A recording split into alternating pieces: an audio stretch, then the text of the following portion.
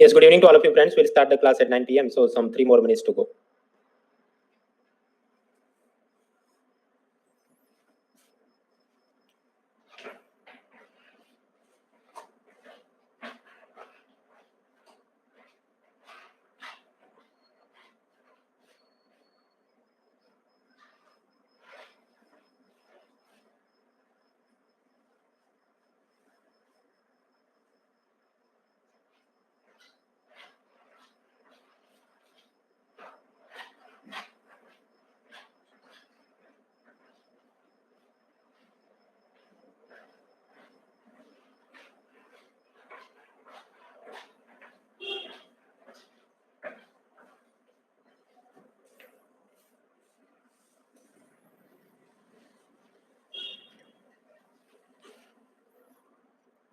Two more minutes.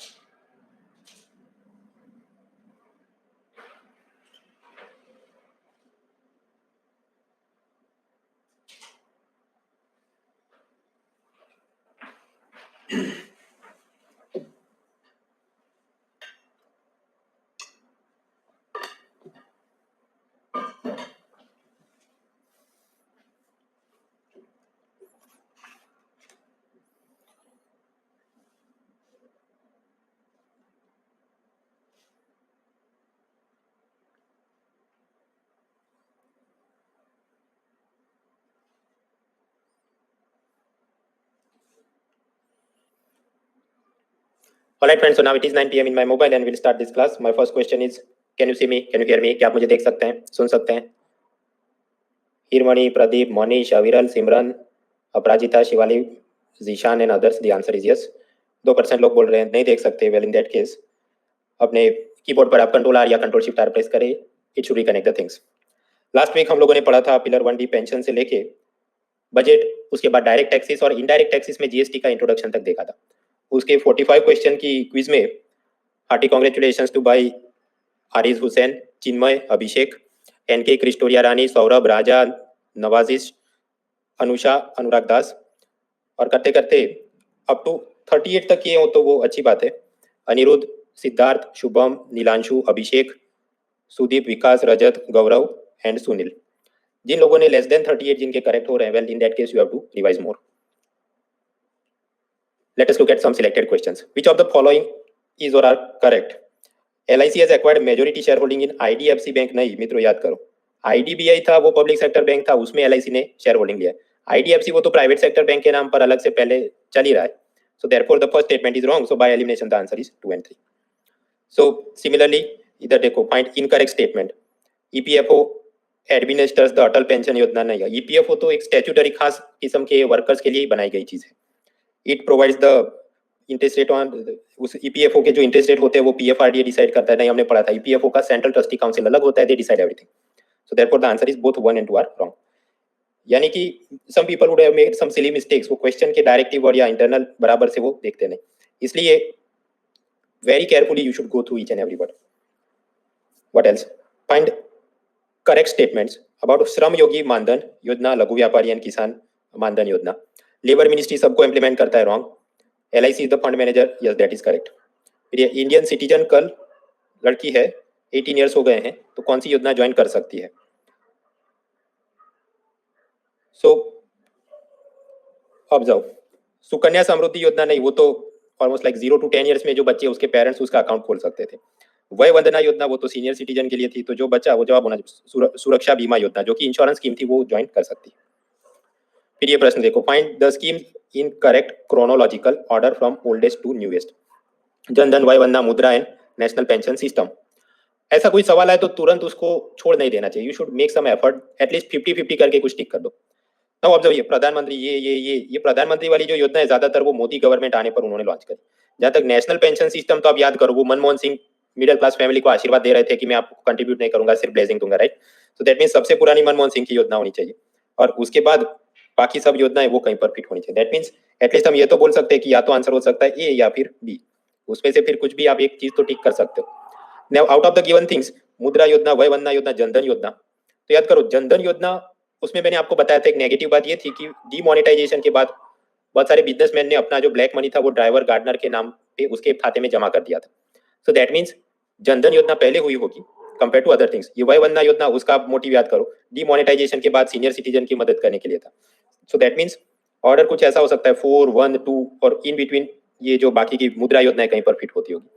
So if you go by that, Jan Dhan Yojana as such is slightly older compare to Mudra, but कम से कम ए या B में से तो एक टिक कर ही सकते हैं, और वो 50-50 स्ट्रेटेजी से कुछ प्रोबेबिलिटी में मार्क्स निकल के आए। सिमिलरली इधर देखिए, which of the following constitutional amendments are correctly paired. अब हो सकता है सब हमें याद नहीं हो, बट ये तो पता ही होना 101st इज जीएसटी, वो तो बाय हार्ट होना ही चाहिए। So observe first statement, 100th amendment introduce GST, नहीं वो गलत है। So if one is wrong that means ये चला गया, सी चला गया। सो आउट ऑफ दिस कुछ एक हो सकता है, आगे नाक बंद करके टिक कर दो, 50-50 स्ट्रेटेजी में कुछ निकल के आ सकता है। ऑफकोर्स उसमें भी थोड़ी और आप मेहनत करें तो फोर्थ स्टेटमेंट तो करेक्ट ही होना चाहिए। तो बाकी बताए थर्ड स्टेटमेंट क्या होगा, 86th अमेंडमेंट, तो वो भी एक ऐसा इंपॉर्टेंट अमेंडमेंट है एजुकेशनल राइट के related. So yes we can arrive at the answer. 15 finance commission के चेयरमैन एनके सिंह ने कहा है कि जीएसटी के टैक्स रेट में बार बार चेंजेस हो जाते हैं। पहले बोलते थे मोबाइल पर 12% लगेगा, बोलते हैं 18% लगेगा, एंड सो मेनी थिंग्स, कम ज्यादा होते रहता है। So GST seems to violate the Adam Smith canon of blank. Canon of equality नहीं, कन्वीनियंस शायद हो सकता है, अगर फ्रीक्वेंटली चेंजेस होते हैं तो आदमी शॉपिंग में डिसाइड नहीं कर सकता, बिजनेसमैन बिजनेस प्लानिंग नहीं कर सकता। कैनन ऑफ इकोनॉमी नहीं, वो जमता नहीं। So answer could be either B और सी। अब उसमें भी आप देखिए वर्ड क्या कोरिलेट कर रहा है, फ्रीक्वेंट चेंजेस, अगर बार बार चेंज होते हैं तो क्या है, सर्टेनिटी नहीं है। आपको कन्वीनियंस भी नहीं है, बट सर्टेनिटी वो ज्यादा क्लिक करता है। अगेन ऐसे कुछ इंटरप्रेटिव टाइप के क्वेश्चन जहां पर आप कुछ अलग सोच सकते हैं, एग्जामिनर कुछ अलग सोच सकता है, बट अल्टीमेटली जिसने भी आंसर की तैयारी करी हो ही इज द फाइनल जज। In this case I have prepared this, so I would say yes, मैंने तो ये सोच के बनाया था। इन UPSC also something might that happen, but at least ये तो होना चाहिए कि ये आइदर दिस और दिस यू हैव टिक, फिर ये करके आया तो वो भाई वो बराबर नहीं। Suppose a box of chocolates manufactured in Jammu Kashmir is sold to Ladakh, तो यूनियन गवर्नमेंट आईजीएसटी लेती है, उसके भाग कैसे होंगे? यूनियन गवर्नमेंट उसमें से सीजीएसटी ले लेगा, वो तो करेक्ट है। जम्मू कश्मीर को कुछ मिलेगा नहीं, बिकॉज जो ओरिजिन स्टेट है उसको कुछ नहीं मिलता, जहां पर वो सेल हो रहा है डेस्टिनेशन है कंज्यूमर का, उसे कुछ मिलेगा। So Ladakh will get UTGST, so only 1 and 3 is correct. दूसरे भी ऐसे सवाल थे, वो सब हैंडआउट में, थीम कौन सा था, इकोनॉमिक सर्वे के कवर का क्या मतलब था, and so on, we have seen that. So that is there. अभी मित्रों आज कल और परसों तो हम लोग जो पढ़ने वाले हैं, मतलब ये जीएसटी कंटिन्यूड है, फिर 15 फाइनेंस कमीशन है, फिर ब्लैक मनी और वो सब मुद्दे, उसका ऑलरेडी आपके पास हैंडआउट लास्ट वीक आपने प्रिंट कराई थी। अभी जो नेक्स्ट हैंडआउट होगा उसके बाद वो पिलर 2 में सब्सिडी से लेके डेफिसिट तक पूरी, मतलब बाकी का जो भी पढ़ना है उसमें आ जाएगा। मैंने उसको अभी शाम को अपलोड कर दिया है, बट ये असल में ये जो पढ़ाई आएगी वो हमारी संडे नाइट को आएगी। सो बाय दैट टाइम आप आराम से प्रिंट आउट निकाल देना, ऐसा नहीं कि तुरंत कल सुबह ये काम कर, but yes the handout is there. Last week जिन लोगों ने जो भी प्रश्न पूछे थे उसकी जवाब की पीडीएफ फाइल भी मैंने अपलोड कर दी है। आप में से जिन लोगों ने अभी अभी बैच को ज्वाइन किया है, आई वेलकम यू। ये जो बैच का जो सबसे पहला वीडियो उसको आप देख लो तो पता चले पावर पॉइंट क्या, हैंडआउट क्या, गूगल फॉर्म क्या है। और आप सब जो ये नए लोग हैं जो अभी पुराना थोड़ा थोड़ा देख रहे हैं, फर्स्ट ऑफ ऑल आप प्रायोरिटी में रखो कि पिलर 1 में जो मॉनेटरी पॉलिसी के लेक्चर है उसको कंप्लीट करो, क्योंकि अभी ये जो संडे को मैं पढ़ाऊंगा फिजल डेफिसिट वगैरह, उसमें ये जरूरी वापस आएगा कि you should be aware of that SLR and CRR and monetising of deficit and other. तो ये काम आपने करने हैं। हम लोग अब आज का लेक्चर शुरू करते हैं। पिलर 2 के अंदर पढ़ रहे थे बजट, बजट का रेवेन्यू पार्ट में इनडायरेक्ट टैक्सेस। इनडायरेक्ट टैक्सेस में हमने देखा था कैसे जीएसटी आने पर ये रोमन सैनी ने विप्रो से सब सर्वर और मटेरियल खरीदा, और उसमें जितना भी टैक्स पे किया होगा वो सब उसको माइनस में इनपुट टैक्स क्रेडिट के नाम पर मिल जाता था, and as a result cascading effect चली जाती थी, तो ये इकोनॉमी के लिए अच्छा था। फिर हमने पढ़ा था कि कैसे 101st कॉन्स्टिट्यूशनल अमेंडमेंट के चलते जीएसटी को लागू किया गया है, और उसको इंप्लीमेंट करने के लिए कॉन्स्टिट्यूशनल बॉडी है जिसका नाम है जीएसटी काउंसिल। उसके ऑर्गेनाइजेशन में यूनियन साइड से कुछ लोग थे, स्टेट साइड से कुछ लोग थे, और फिर वोटिंग पावर था, कोरम रिक्वायरमेंट थी, वो देखा था। Now the next topic continuation में ही है कि ये जीएसटी का कॉन्स्टिट्यूशनल एंगल, वहाँ जीएसटी काउंसिल की ऑर्गेनाइजेशन हमने देखी, फंक्शन से काम बाकी था, तो फंक्शन देख लेते हैं। Functions are quite easy. 5 hydrocarbon products, इनको याद कर लेना है। Crude oil, petrol, diesel, aviation turbine fuel, मतलब जो एरोप्लेन के अंदर जो फ्यूल भरा जाता है, एंड लास्टली नेचुरल गैस। ये सब के अंदर प्रेजेंटली इनडायरेक्ट टैक्स सिस्टम क्या है? सपोज कोई ऑयल ड्रिलिंग कर रहा है, ऑयल रिफाइनिंग कर रहा है और उसमें से वो पेट्रोल डीजल वो सब पदार्थ बना रहे हैं, वहां पर यूनियन गवर्नमेंट की एक्साइज ड्यूटी यानी उत्पाद शुल्क लगता है। और अगर पेट्रोल डीजल हो तो उस पर वो एक्साइज ड्यूटी के ऊपर यूनियन वाले extra road and infrastructure cess यानी कि उपकर भी मांगते हैं, और वो पैसा जाता है सेस का पैसा पब्लिक अकाउंट और उसके नीचे सेंट्रल रोड इंफ्रास्ट्रक्चर फंड में। मतलब okay, union is taking some excise plus cess, और वो जो सब कुछ बन के फिर सेल होने के लिए आता है उस पर स्टेट गवर्नमेंट अपना वैल्यू एडेड टैक्स यानी वैट लगाती है। So this is present system. Ideally तो क्या होना चाहिए, ये एक्साइज और वैट ऐसी सिस्टम नहीं होनी चाहिए, सिंपली यूनियन गवर्नमेंट का सीजीएसटी होना चाहिए और स्टेट गवर्नमेंट का एसजीएसटी होना चाहिए। लेकिन ये अभी नहीं लागू हुआ है। In constitution it is written that GST council तय करेगी वो तारीख के बाद they will implement this system. मतलब प्रेजेंट सिस्टम क्या है, ये पेट्रोल डीजल और ये सब 5 हाइड्रोकार्बन उस पर यूनियन का एक्साइज लगेगा, स्टेट का वैट लगेगा, but after the GST council decides उसके बाद ये एक्साइज वैट सिस्टम खत्म हो जाएगा, फिर यूनियन का सीजीएसटी और स्टेट का एसजीएसटी लगेगा।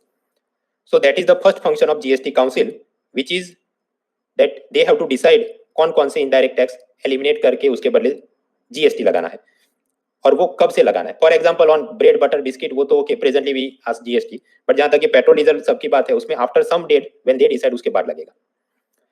सेकंडली जीएसटी के स्टैंडर्ड रेट्स, मतलब कुछ चीजें जिस पर 0 जीएसटी लगेगा, कुछ पर 5%, 12, 18, 28%, तो ये सब स्लैब डिसाइड करना उनके हक में। थर्डली जीएसटी के special rates during natural calamity, प्राकृतिक आपदा, सपोज केरला के अंदर फ्लड्स आ गए और केरला गवर्नमेंट ने बोला we require more money to rebuild the entire state, तो केरला स्टेट को उन्होंने अलाउ किया है 1% calamity cess on the intra state trade. मतलब विद इन केरला अगर कोई चीज बन के केरला में सेल हो रही है उस पर जो भी जीएसटी लगेगा उसके ऊपर एक्स्ट्रा 1% कैलेमिटी सेस लगाएंगे और वो पैसा Kerala state government flood rehabilitation के काम में यूज करेगी। सो 1, 2, 3 is understood. Fourth, dispute resolution, मतलब यूनियन स्टेट के बीच कोई बात में झगड़ा हो जाए, पैसा रिलीज हुआ है नहीं रिलीज हुआ है, दो स्टेट के आपस में कोई झगड़ा हो जाए कि ये टैक्स लगना चाहिए नहीं लगना चाहिए, all those things will be resolved at the GST council. And lastly north east के स्टेट्स, हिमालयन स्टेट में क्या, उत्तराखंड, हिमाचल प्रदेश और जम्मू कश्मीर तो अब है नहीं, वो यूनियन टेरिटरी बन गए, बट ये जो बाकी के दो हैं, protect them from any injustice, उनकी इकोनॉमी को कुछ नुकसान हो रहा है तो अगर जीएसटी काउंसिल को लगे तो इवन एक्स्ट्रा कुछ पैसा भी दे सकते हैं, और बाकी के भी जो स्टेट हैं वो बोले कि हमें कुछ नुकसान हो रहा है तो उनको भी जीएसटी काउंसिल कुछ कंपेंसेशन दे सकते हैं। व्हाट आर दिस इशू वो भी आगे स्लाइड में देखेंगे, पता चल जाएगा। कस्टमर कोई बिस्किट खरीदता है तो वो रिटेलर को क्या देगा, प्राइस प्लस जीएसटी। अब ये रिटेलर ने भी बड़े होलसेलर से वो माल खरीदा होगा तो उसको वो प्राइस प्लस जीएसटी मिलता होगा और इन बिटवीन उन सबका प्रॉफिट मार्जिन या कमीशन होगा। तो इनमें से कौन आदमी जाकर इनडायरेक्ट टैक्स है तो गवर्नमेंट में जमा करेगा, उसके लिए जीएसटी काउंसिल ने रजिस्ट्रेशन नॉर्म्स बनाए हैं। सपोज स्पेशल कैटेगरी स्टेट, मतलब नॉर्थ ईस्ट के स्टेट और ये हिमालयन स्टेट जिसमें हिमाचल और उत्तराखंड, उसमें कोई बिजनेसमैन है जिसका एनुअल टर्नओवर 10 लाख से ज्यादा है, टर्नओवर मतलब प्रॉफिट नहीं, वो बेच कितना रहा है माल, उसका कुल वैल्यू क्या, 10 लाख से ज्यादा, इन that case that particular gentleman उसने सरकार के जीएसटीएन ऑनलाइन पोर्टल में वो रजिस्टर करेगा और वो नीचे से जितना जीएसटी कलेक्ट हुआ है वहां जाकर सबमिट करेगा। सो सपोज ये वाला आदमी, इसकी 11 लाख की टर्नओवर है और ये स्मॉल शॉपकीपर उसके तो 5 लाख का ही टर्नओवर है, तो इसने जाके रजिस्टर नहीं करना गवर्नमेंट में, this gentleman has to go and register. Similarly for ordinary state, मतलब स्पेशल कैटेगरी के अलावा वाले UP, Bihar, Andhra Pradesh and all, वहां पर अगर कोई बिजनेसमैन जिसकी एनुअल टर्नओवर 40 लाख से ज्यादा है, then he also has to do this thing. Now this actual figures are not very important, सिवाय कि आप वो state commercial tax inspector commissioner की तैयारी कर रहे हैं, बट बेसिक आइडिया होना चाहिए, ओके ये सब नॉर्म्स कौन तय करता है, जीएसटी काउंसिल तय करती है। और यहाँ हर एक बिजनेसमैन में रजिस्टर नहीं करना, कोई बड़े बिजनेसमैन है only they have to go and register and deposit the tax, नीचे से वो कलेक्ट करते करते उन तक पहुंचता रहेगा। So okay, that is GST councils functions. मित्रों अपने कॉन्स्टिट्यूशन में लिखा है कि union government can लीवाई tax on income other than agriculture, और उस हिसाब से गवर्नमेंट इनकम टैक्स लेती है तो कैसे, अलग से उन्होंने कानून बनाया, इनकम टैक्स एक्ट 1961। कॉन्स्टिट्यूशन में ऐसा भी लिखा है right to education is a fundamental right, तो उसको इंप्लीमेंट कैसे करते हैं, राइट टू एजुकेशन एक्ट 2009 में बनाया गया। कॉन्स्टिट्यूशन में एक फंडामेंटल ड्यूटी ऐसी भी है कि respect and protect the dignity of women, तो उसको इंप्लीमेंट कैसे करते हैं, indecent representation of women prohibition act 1986, मतलब मैगजीन, टीवी चैनल वगैरह के अंदर कुछ अभद्र अश्लील दिखा है तो वहां पर कंप्लेन हो सकती है। So similarly GST related things okay, constitution में हमने 101st अमेंडमेंट एक्ट करके बोल दिया ये काम होंगे, but to actually implement that अलग से हमने कानून बनाने पड़ते हैं। जैसे सीजीएसटी लेने के लिए उसका कानून अलग, एसजीएसटी लेने के लिए उसका कानून अलग, यूटीजीएसटी के लिए उसका कानून अलग। सो उन सब एक्ट के अंदर क्या प्रोविजन होना चाहिए, इतनी पेनल्टी लगेगी, इतने दिन में सबमिट करना वगैरह, वो जीएसटी काउंसिल डिसाइड करती है और फिर रिस्पेक्टिव यूनियन पार्लियामेंट या स्टेट की विधानसभा को वो दिया जाएगा and then they will pass accordingly. So implementation of GST में क्या 101st कॉन्स्टिट्यूशनल अमेंडमेंट एक्ट से हमने जीएसटी काउंसिल बनाया। जीएसटी काउंसिल रेगुलरली मीटिंग करेगी और वो जो बताएगी उस हिसाब से पार्लियामेंट और विधानसभा में अलग अलग कानून पास किए जाएंगे to implement this GST related things. For example union की पार्लियामेंट ने 2017 में central goods and services act यानी सीजीएसटी का एक्ट बनाया। Integrated goods and services act मतलब वो इंटरस्टेट के लिए जो बना था वो बनाया। Union territory goods and services tax act वो बनाया 2017 में। फिर उसमें भी सुधार करते गए। अभी 2020 में बजट के साथ जो फाइनेंस बिल रखा होगा वो एक प्रकार का विंडोज 10 का अपडेट है जिससे पेंट और नोटपैड और सब अपडेट हो जाता है। So similarly using this particular finance bill and act उन्होंने ये वाला कानून भी अपडेट कर दिया। Union territory goods and services tax act उसमें क्या अपडेट किया कि अब से लद्दाख को भी ये कैटेगरी में ऐड करेंगे, मतलब वहां से यूटी जीएसटी लिया जाएगा। और पहले 2019 में एक अलग से उन्होंने सुधार करके दीव दमन वो एक यूनियन टेरिटरी था, दादरा एंड नगर हवेली वो दूसरा यूनियन टेरिटरी था, दोनों को मर्ज करके बोल दिया अब से ये कलेक्टिवली चार जो चीज है उसकी जगह चार नाम अलग अलग नहीं है, ये सिर्फ अब से एक ही है। सो अकॉर्डिंगली आपने यूटीजीएसटी एक्ट में भी वो जो जगह पर नाम लिखा होगा you have to update that particular bill, तो वो काम किया गया। सिमिलरली स्टेट गवर्नमेंट ने भी अपनी तरफ से एसजीएसटी एक्ट पास करने होते हैं। तो यूपी का एसजीएसटी एक्ट अलग होता है, गुजरात का अलग होता है, every state has to do that. Jammu Kashmir में भी वैसे तो अब तक 370 था तो भारत के all the acts were not applicable there, लेकिन 2017 में उन्होंने भी एसजीएसटी एक्ट पास किया था तो जीएसटी सिस्टम वहां पर भी लगती थी। And after the abolition of article 370 अब प्रेजेंट सिस्टम क्या है, जम्मू कश्मीर जो कि यूनियन टेरिटरी विद लेजिस्लेचर है तो वहां पर एसजीएसटी लगता है, और लद्दाख जो कि यूनियन टेरिटरी विदाउट लेजिस्लेचर है तो वहां पर यूटीजीएसटी लगता है। So we are done with the GST के constitutional angles. Now the next topic is also quite easy. ऐसे कौन कौन से यूनियन टैक्स है जो कि जीएसटी आने पर खत्म हो गए। So first of all centres indirect taxes के अंदर इंपोर्ट एक्सपोर्ट करते हैं हम लोग, उस पर लगती है basic custom duty. Traditionally we simply say custom duty but official word है बेसिक कस्टम ड्यूटी। उसके ऊपर कुछ सेस या सरचार्ज भी लग सकता है। जैसे याद करो इंपोर्ट होने वाली चीजों पर 10% सोशल वेलफेयर सरचार्ज लगता था। फिर बोला गया कि इंपोर्टेड मेडिकल डिवाइस होंगे तो उसके ऊपर 5% हेल्थ सेस लगाएंगे और उससे हॉस्पिटल बनाए जाएंगे एस्पिरेशनल डिस्ट्रिक्ट में। So that thing is going on, यानी कि ये custom duty is not replaced with GST. GST अलग है, कस्टम ड्यूटी अलग है, दोनों ही सरकार अलग अलग लेती है। फॉर एग्जाम्पल अगर कोई चीज हम लोग इंपोर्ट कर रहे हैं तो उस पर कस्टम ड्यूटी लगती है, यस, प्लस आईजीएसटी भी लगता है। सपोज बाहर से सीधा चीन में बना आईफोन हम लोग उत्तर प्रदेश में इंपोर्ट करें तो वो सिस्टम में क्या लगता होगा, कस्टम ड्यूटी प्लस आईजीएसटी। और आईजीएसटी मतलब यूनियन गवर्नमेंट कलेक्ट करेगी, उसमें सीजीएसटी अपने पास रखेगी और एसजीएसटी का portion destination state suppose UP तो उसकी स्टेट को मिलेगा। सो that is applicable. What about exported items. Exported item पर कस्टम ड्यूटी लगता है प्लस जीएसटी लगता है, बट उसका स्लैब क्या है 0%। ऐसा क्यों, क्योंकि ऐसा करने पर एक्सपोर्टर को इनपुट टैक्स क्रेडिट और एक्यूमुलेट करने को मिलती है। वो भी थोड़ी स्लाइड बाद हम लोग देखेंगे, you will become clear. So yes, अभी तो याद ये रखना है कि ओके कस्टम ड्यूटी वो बंद नहीं हुई है, वो जीएसटी से अलग है, it is divide separately. So for example Ajay Devgan, उसको इंपोर्टेड बाइक का शौक है तो वो बाइक मंगाएगा तो उस पर कस्टम ड्यूटी लगेगा, यस दैट इज एप्लीकेबल, और जीएसटी भी लगेगा, but custom duty is not abolished, that is the idea.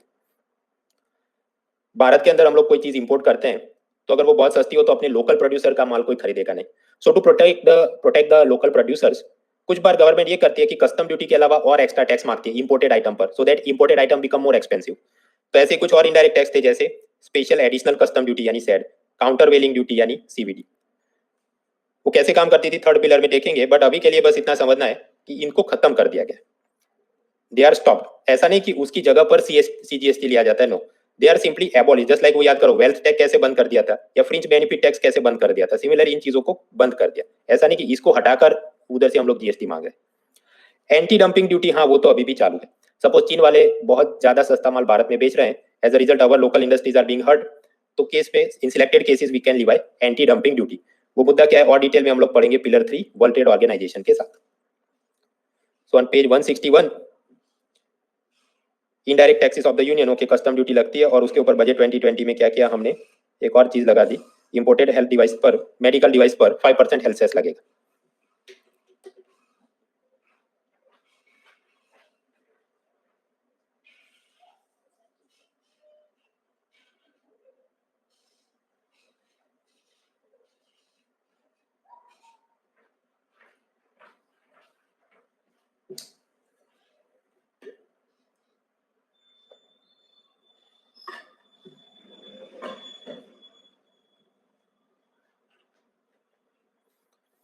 Okay, thank you friends, this is page 163.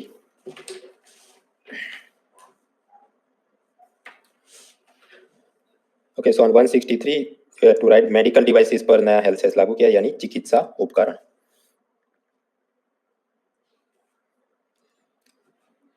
Nineteen 1956 में केंद्र सरकार लेकर आई सेंट्रल सेल्स टैक्स एक्ट यानी CST. CST was levied on inter state commerce. Suppose Gujarat के अंदर कोई nano car बनती है और वो यूपी में सेल करने के लिए जाती है, तो उस जमाने में for the period of time UP government car के सेल पर वैट मांगेगी, और ये कार इधर से उधर जा रही है तो इंटर स्टेट कॉमर्स हो रहा है बोलकर union government central sale tax मांगती थी। और ये सेंट्रल सेल टैक्स, उसकी रकम अराउंड 2% रहती थी। वो सारा पैसा सोर्स स्टेट यानी कि जहां से उद्गम हो रहा है उसको मिल जाता था। सो प्रैक्टिस वाज, उस जमाने में क्या होता होगा जब सब पुराना था, कार मैन्युफैक्चर करी तो एक्साइज ड्यूटी लगेगी, कार सेल हो रही है तो वैट लगेगा। लेकिन अगर एक स्टेट से दूसरे स्टेट में जाकर सेल हो रही है तो यूपी गवर्नमेंट वैट लेगी, बट इन बिटवीन जो कॉमर्स हुआ इंटर स्टेट कॉमर्स, उस पर गवर्नमेंट यूनियन गवर्नमेंट मांगती थी central sales tax. But in practice वो जो सेंट्रल सेल टैक्स लिया वो सारा सोर्स यानी जहां से उद्गम हो गया है या एक्सपोर्ट हुआ जहां से, उस स्टेट को असाइन कर दिया। In practice union would assign CST to the source state. अब सीएसटी चीज चली गई है, उसके बदले नाउ वी हैव जीएसटी। और जीएसटी में क्या होता है, एक स्टेट से दूसरे स्टेट में जाएगा तो इन बिटवीन आईजीएसटी लगता है, जिसमें से यूनियन खुद के पास सीजीएसटी रखती है और डेस्टिनेशन वाले को एसजीएसटी दे देती है। सो present previous system is gone, present system क्या है, सपोज गुजरात से नैनो कार बनी और वो जा रही है यूपी में सेल होने के लिए, तो यूनियन गवर्नमेंट आईजीएसटी लेगा और उसमें से सीजीएसटी अपने पास रखेगा और एसजीएसटी वाला पोर्शन डेस्टिनेशन स्टेट यानी कि यूपी गवर्नमेंट को दे देगा। मित्रों इधर ये सेंट्रल सेल टैक्स रिलेटेड चीजें they are old and outdated, it is gone, अब तो वो चीज है ही नहीं। लेकिन ये 2017 में जीएसटी आता है, तो उससे पहले वाले ईयर्स में कुछ बार कुछ प्रश्न पूछे गए थे। सो if you go over very old papers तो वहां पर सेंट्रल सेल टैक्स के भी प्रश्न दिखेंगे, बट उसको अब सॉल्व करने का और उसमें दिमाग लगाने का कॉस्ट बेनिफिट कुछ है नहीं। So don't worry about it. अगर कोई ऐसा पुराना पेपर दिखे जहां पर सेंट्रल सेल टैक्स के कुछ कॉम्प्लेक्स क्वेश्चन पूछेगा, don't waste time in that. Next product is alcohol. Alcohol के उपयोग अलग अलग हैं, मेडिसिनल उपयोग भी है। आप वो गांव को स्टरिलाइज करना है, इंजेक्शन लगाने से पहले तो अल्कोहल यूज होता है, डीनेचर्ड स्पिरिट। फिर ये कफ सिरप में भी यूज होता है। फिर टॉयलेटरी प्रिपरेशन मतलब परफ्यूम, डिओड्रेंट, उन सब में भी अल्कोहल होता है। सो उस पर क्या लगेगा, उस पर यूनियन गवर्नमेंट का सीजीएसटी और स्टेट गवर्नमेंट का एसजीएसटी, इंटर स्टेट ट्रेड है तो आईजीएसटी लगेगा, और जीएसटी काउंसिल उसके सब रेट डिसाइड करती है। So this is one part. But उसके विपरीत suppose if Ajay Devgan like something तो उसको गवर्नमेंट टच नहीं करती। For example Ajay Devgan was once upon a time, उसकी बैक बाय पर शराब की वो बहुत एडवर्टाइज करता था, तो उस पर क्या होगा, जीएसटी लगेगा? नो। ये जो भी लिकर है, लिकर फॉर ड्रिंकिंग या लिकर फॉर ह्यूमन कंजम्पशन, मद्य या मदिरा, उस पर लगने वाले टैक्स वो जीएसटी काउंसिल के स्कोप से बाहर है। कॉन्स्टिट्यूशन में स्पेसिफिकली लिखा है कि alcohol for human consumption is kept out of GST थी। तो यहाँ पर ये जो अल्कोहल पीने का शराब बन रहा है उसका प्रोडक्शन तो स्टेट गवर्नमेंट स्टेट एक्साइज लेगी, और उसका जब सेल होगा तो state government state value added tax VAT लेगी। ये जो पुराना चलते आ रहा था आजादी के जमाने से, दैट इज कंटिन्यूड। ऐसा क्यों किया होगा? बिकॉज फॉर स्टेट गवर्नमेंट्स ये जो लिकर टैक्स हैं उनसे उनको बहुत बड़ी रकम मिलती है। So they were not ready to give it up कि नहीं उसमें भी जीएसटी लगे और यूनियन गवर्नमेंट आधा हिस्सा ले जाए। नो। और आप याद करो, ये कॉन्स्टिट्यूशनल अमेंडमेंट लाने के लिए भी एटलीस्ट 15 विधानसभा की अप्रूवल लेनी थी। So Modi government therefore had to give them particular carrot and stick policy जो होती है, तो कुछ कैरेट दिया था कि हाँ नहीं लेंगे, इसको माफ किया। सो ऑब्जर्व, अगर पेट्रोल डीजल है तो वंस अपॉन अ टाइम एक ऐसी डेट आएगी उसके बाद से जीएसटी लगेगा। लेकिन जहां तक ये लिकर की बात है, शराब की, उस पर कभी भी ऐसा दिन नहीं आएगा कि यूनियन गवर्नमेंट टैक्स लेगा, only state will take the tax.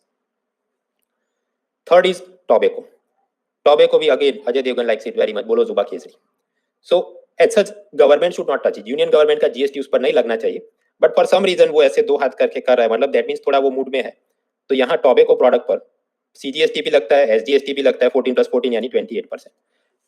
Additionally union government GST compensation cess भी लेती है, मतलब स्टेट गवर्नमेंट को कुछ नुकसान हो रहा है तो उसकी भरपाई करेंगे। एंड एडिशनली यूनियन गवर्नमेंट अलग से नेशनल कैलेमिटी कंटिजेंसी ड्यूटी ऐसा करके एक और टैक्स लेती है, और उसका पैसा डिजास्टर मैनेजमेंट के लिए यूज किया जाता है। So the point is either there should be like this कि सिर्फ स्टेट गवर्नमेंट ले, या फिर ऐसा होना चाहिए कि जीएसटी ले। बट ये टोबैको में ऐसा स्पेशल पार्ट क्यों है? बिकॉज कॉन्स्टिट्यूशन के अंदर ही ऐसा लिखा है कि tobacco products can be taxed separately addition to GST. तो मतलब उसमें जीएसटी तो लगेगा, प्लस यूनियन गवर्नमेंट को कुछ मांगना है तो वो भी मांग सकते हैं, मतलब नेशनल कैलेमिटी कंटिजेंसी ड्यूटी मांग रहे हैं। So overall the question is this, union government के ऐसे कौन कौन से टैक्स है जो कि जीएसटी आने पर सीजीएसटी आईजीएसटी उसमें चले गए हैं, now they don't exist outside of it. So green colour मतलब रिमूव, ग्रीन मतलब गॉन में याद रखता हूँ। गॉन में एक तो ये देखो excise on alcohol that is used in deodorant product, या अक्षय कुमार का डिओ प्रोडक्ट याद रखो। फिर सेंट्रल सेल टैक्स हमने देखा वो चला गया। फिर सर्विस टैक्स ऑन सर्विसेज, पहले कोचिंग क्लास की सर्विस पर 15% सर्विस टैक्स लगता था, बट अब वो चला गया, उसके बदले क्या लगता है 18% जीएसटी। यूनियन गवर्नमेंट का एक और इनडायरेक्ट टैक्स था एक्साइज ड्यूटी, उत्पाद शुल्क उत्पादन पे, बिस्किट मैन्युफैक्चर किया, कार मैन्युफैक्चर करी, सब पर एक्साइज ड्यूटी लगती थी। तो ग्रीन कलर मतलब गॉन, वो चला गया, उसके बदले अब क्या लगता है GST. So okay, green colour things वो सब इनडायरेक्ट टैक्स चले गए, उसकी जगह पे अब लगता है सीजीएसटी, या इंटरस्टेट होगा तो IGST. On the other hand red colour की जो चीजें हैं, रेड कलर की चीजों में आप देखिए अजय देवगन इज प्रेवलेंट, और अजय देवगन जहां पर होता है यूनियन गवर्नमेंट उसको टच नहीं करती। He made a movie raid जहां पर इनकम टैक्स ऑफिसर वो होता है, तो direct tax are outside this thing. मतलब क्या जीएसटी पर आने पर income tax is abolished? No, income tax, corporation tax, वो सारी चीजें they are outside of it, वो तो पैरेलली अलग चलती। Then custom duty on import, मैंने बताया कैसे अजय देवगन को indirect imported cars and vehicles पसंद है, so again it is not abolished. अभी अगर उसने व्हीकल इंपोर्ट किया है तो ऑब्वियसली उस पर कुछ पेट्रोल डीजल भरवाना होगा, तो वो भी कैप्ट आउट ऑफ जीएसटी, उस पर एक्साइज लगता है। और लिकर भी उसे बैक बाय पर liquor, so it is also kept out of GST. The only exception is tobacco, जहां पर उसने वो दो हाथ करके he is in some mood for cooperation, तो जीएसटी भी लगता है और यूनियन गवर्नमेंट की अलग से कैलेमिटी कंटिजेंसी ड्यूटी भी लगती है। सो रेड रह गया, ग्रीन चला गया। Basically whatever Devgan likes वो चीज अलग रहती है, बाकी सब में लगता है। I don't like this type of चीचोरबंदी फिल्म स्टार के फोटो लगा के पढ़ाओ, बट एज सच जीएसटी उन्होंने इतना कॉम्प्लेक्स कर दिया है, so we have to do it. Otherwise simply वो एक लाइन में बोल देते कि सारे इनडायरेक्ट टैक्स चले गए, सिर्फ जीएसटी लगेगा, तो ये सब मगजमारी करने की जरूरत नहीं। But since we have to pass MCQ, so we have to do all this nonsense. So on page 169 क्या अल्कोहल फॉर ह्यूमन कंजम्पशन, उसमें लिखो it is outside the GST regime subjected to state excise and VAT. Crude oil, जिसमें ये सब petrol diesel और वो सारी चीज, उसमें क्या लिखना है, जब तक जीएसटी काउंसिल डिसाइड ना करे, यूनियन का एक्साइज लगेगा, स्टेट का वैट लगेगा, एंड एडिशनली कुछ और भी सेस सरचार्ज लग सकते हैं, फॉर एग्जांपल पेट्रोल डीजल पर जो infrastructure road and infrastructure cess लगता है वगैरह।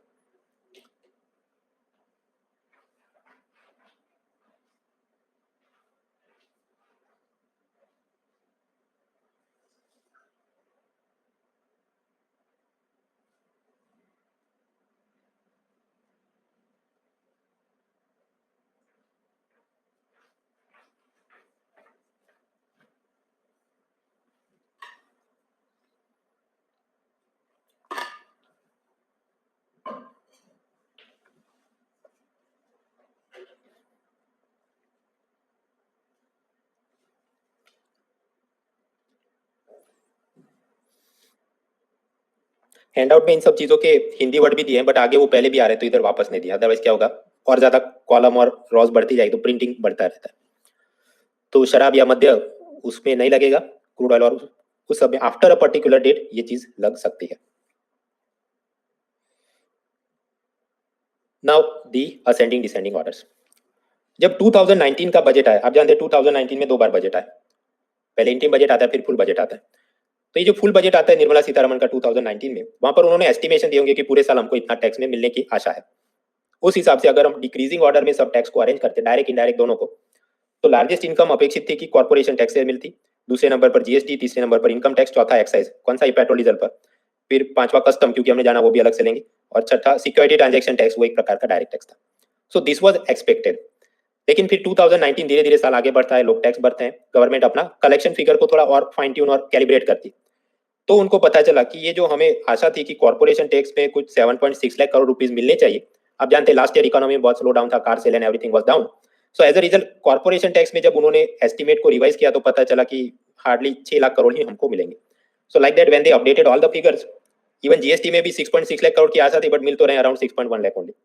एग्जैक्ट फिगर सब याद नहीं करने, बट द पॉइंट इज इतने साल जितने भी प्रीलिम्स गए या एमसीक्यू तैयार करने थे, ये वाला ऑर्डर रट के जाते तो काम हो जाता, but now it is slightly changed. सबसे ज्यादा इनकम होगी जीएसटी से, दूसरे नंबर पर कॉर्पोरेशन टैक्स पे, तीसरा इनकम टैक्स, चौथा एक्साइज, पांचवा custom and lastly securities transaction tax. That is for 2019 after revised estimate. और उसके बाद 2020 और 2021 वाला जो एक अपना नया बजट है, उसमें again same format continuous.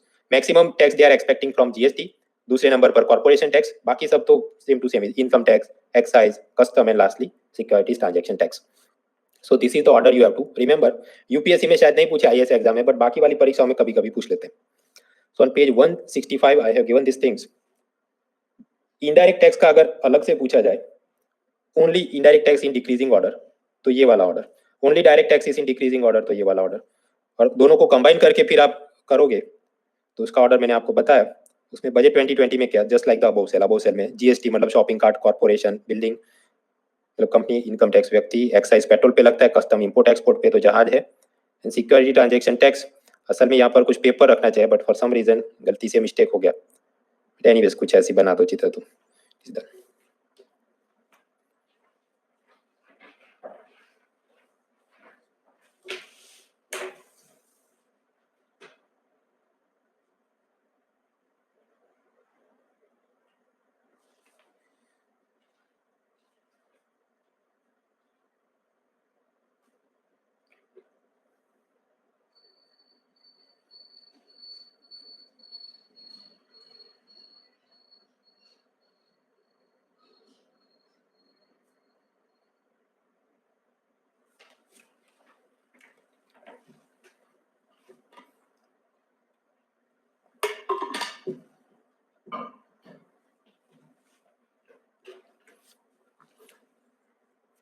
Which of the following tax contributes the highest revenue to union taxes?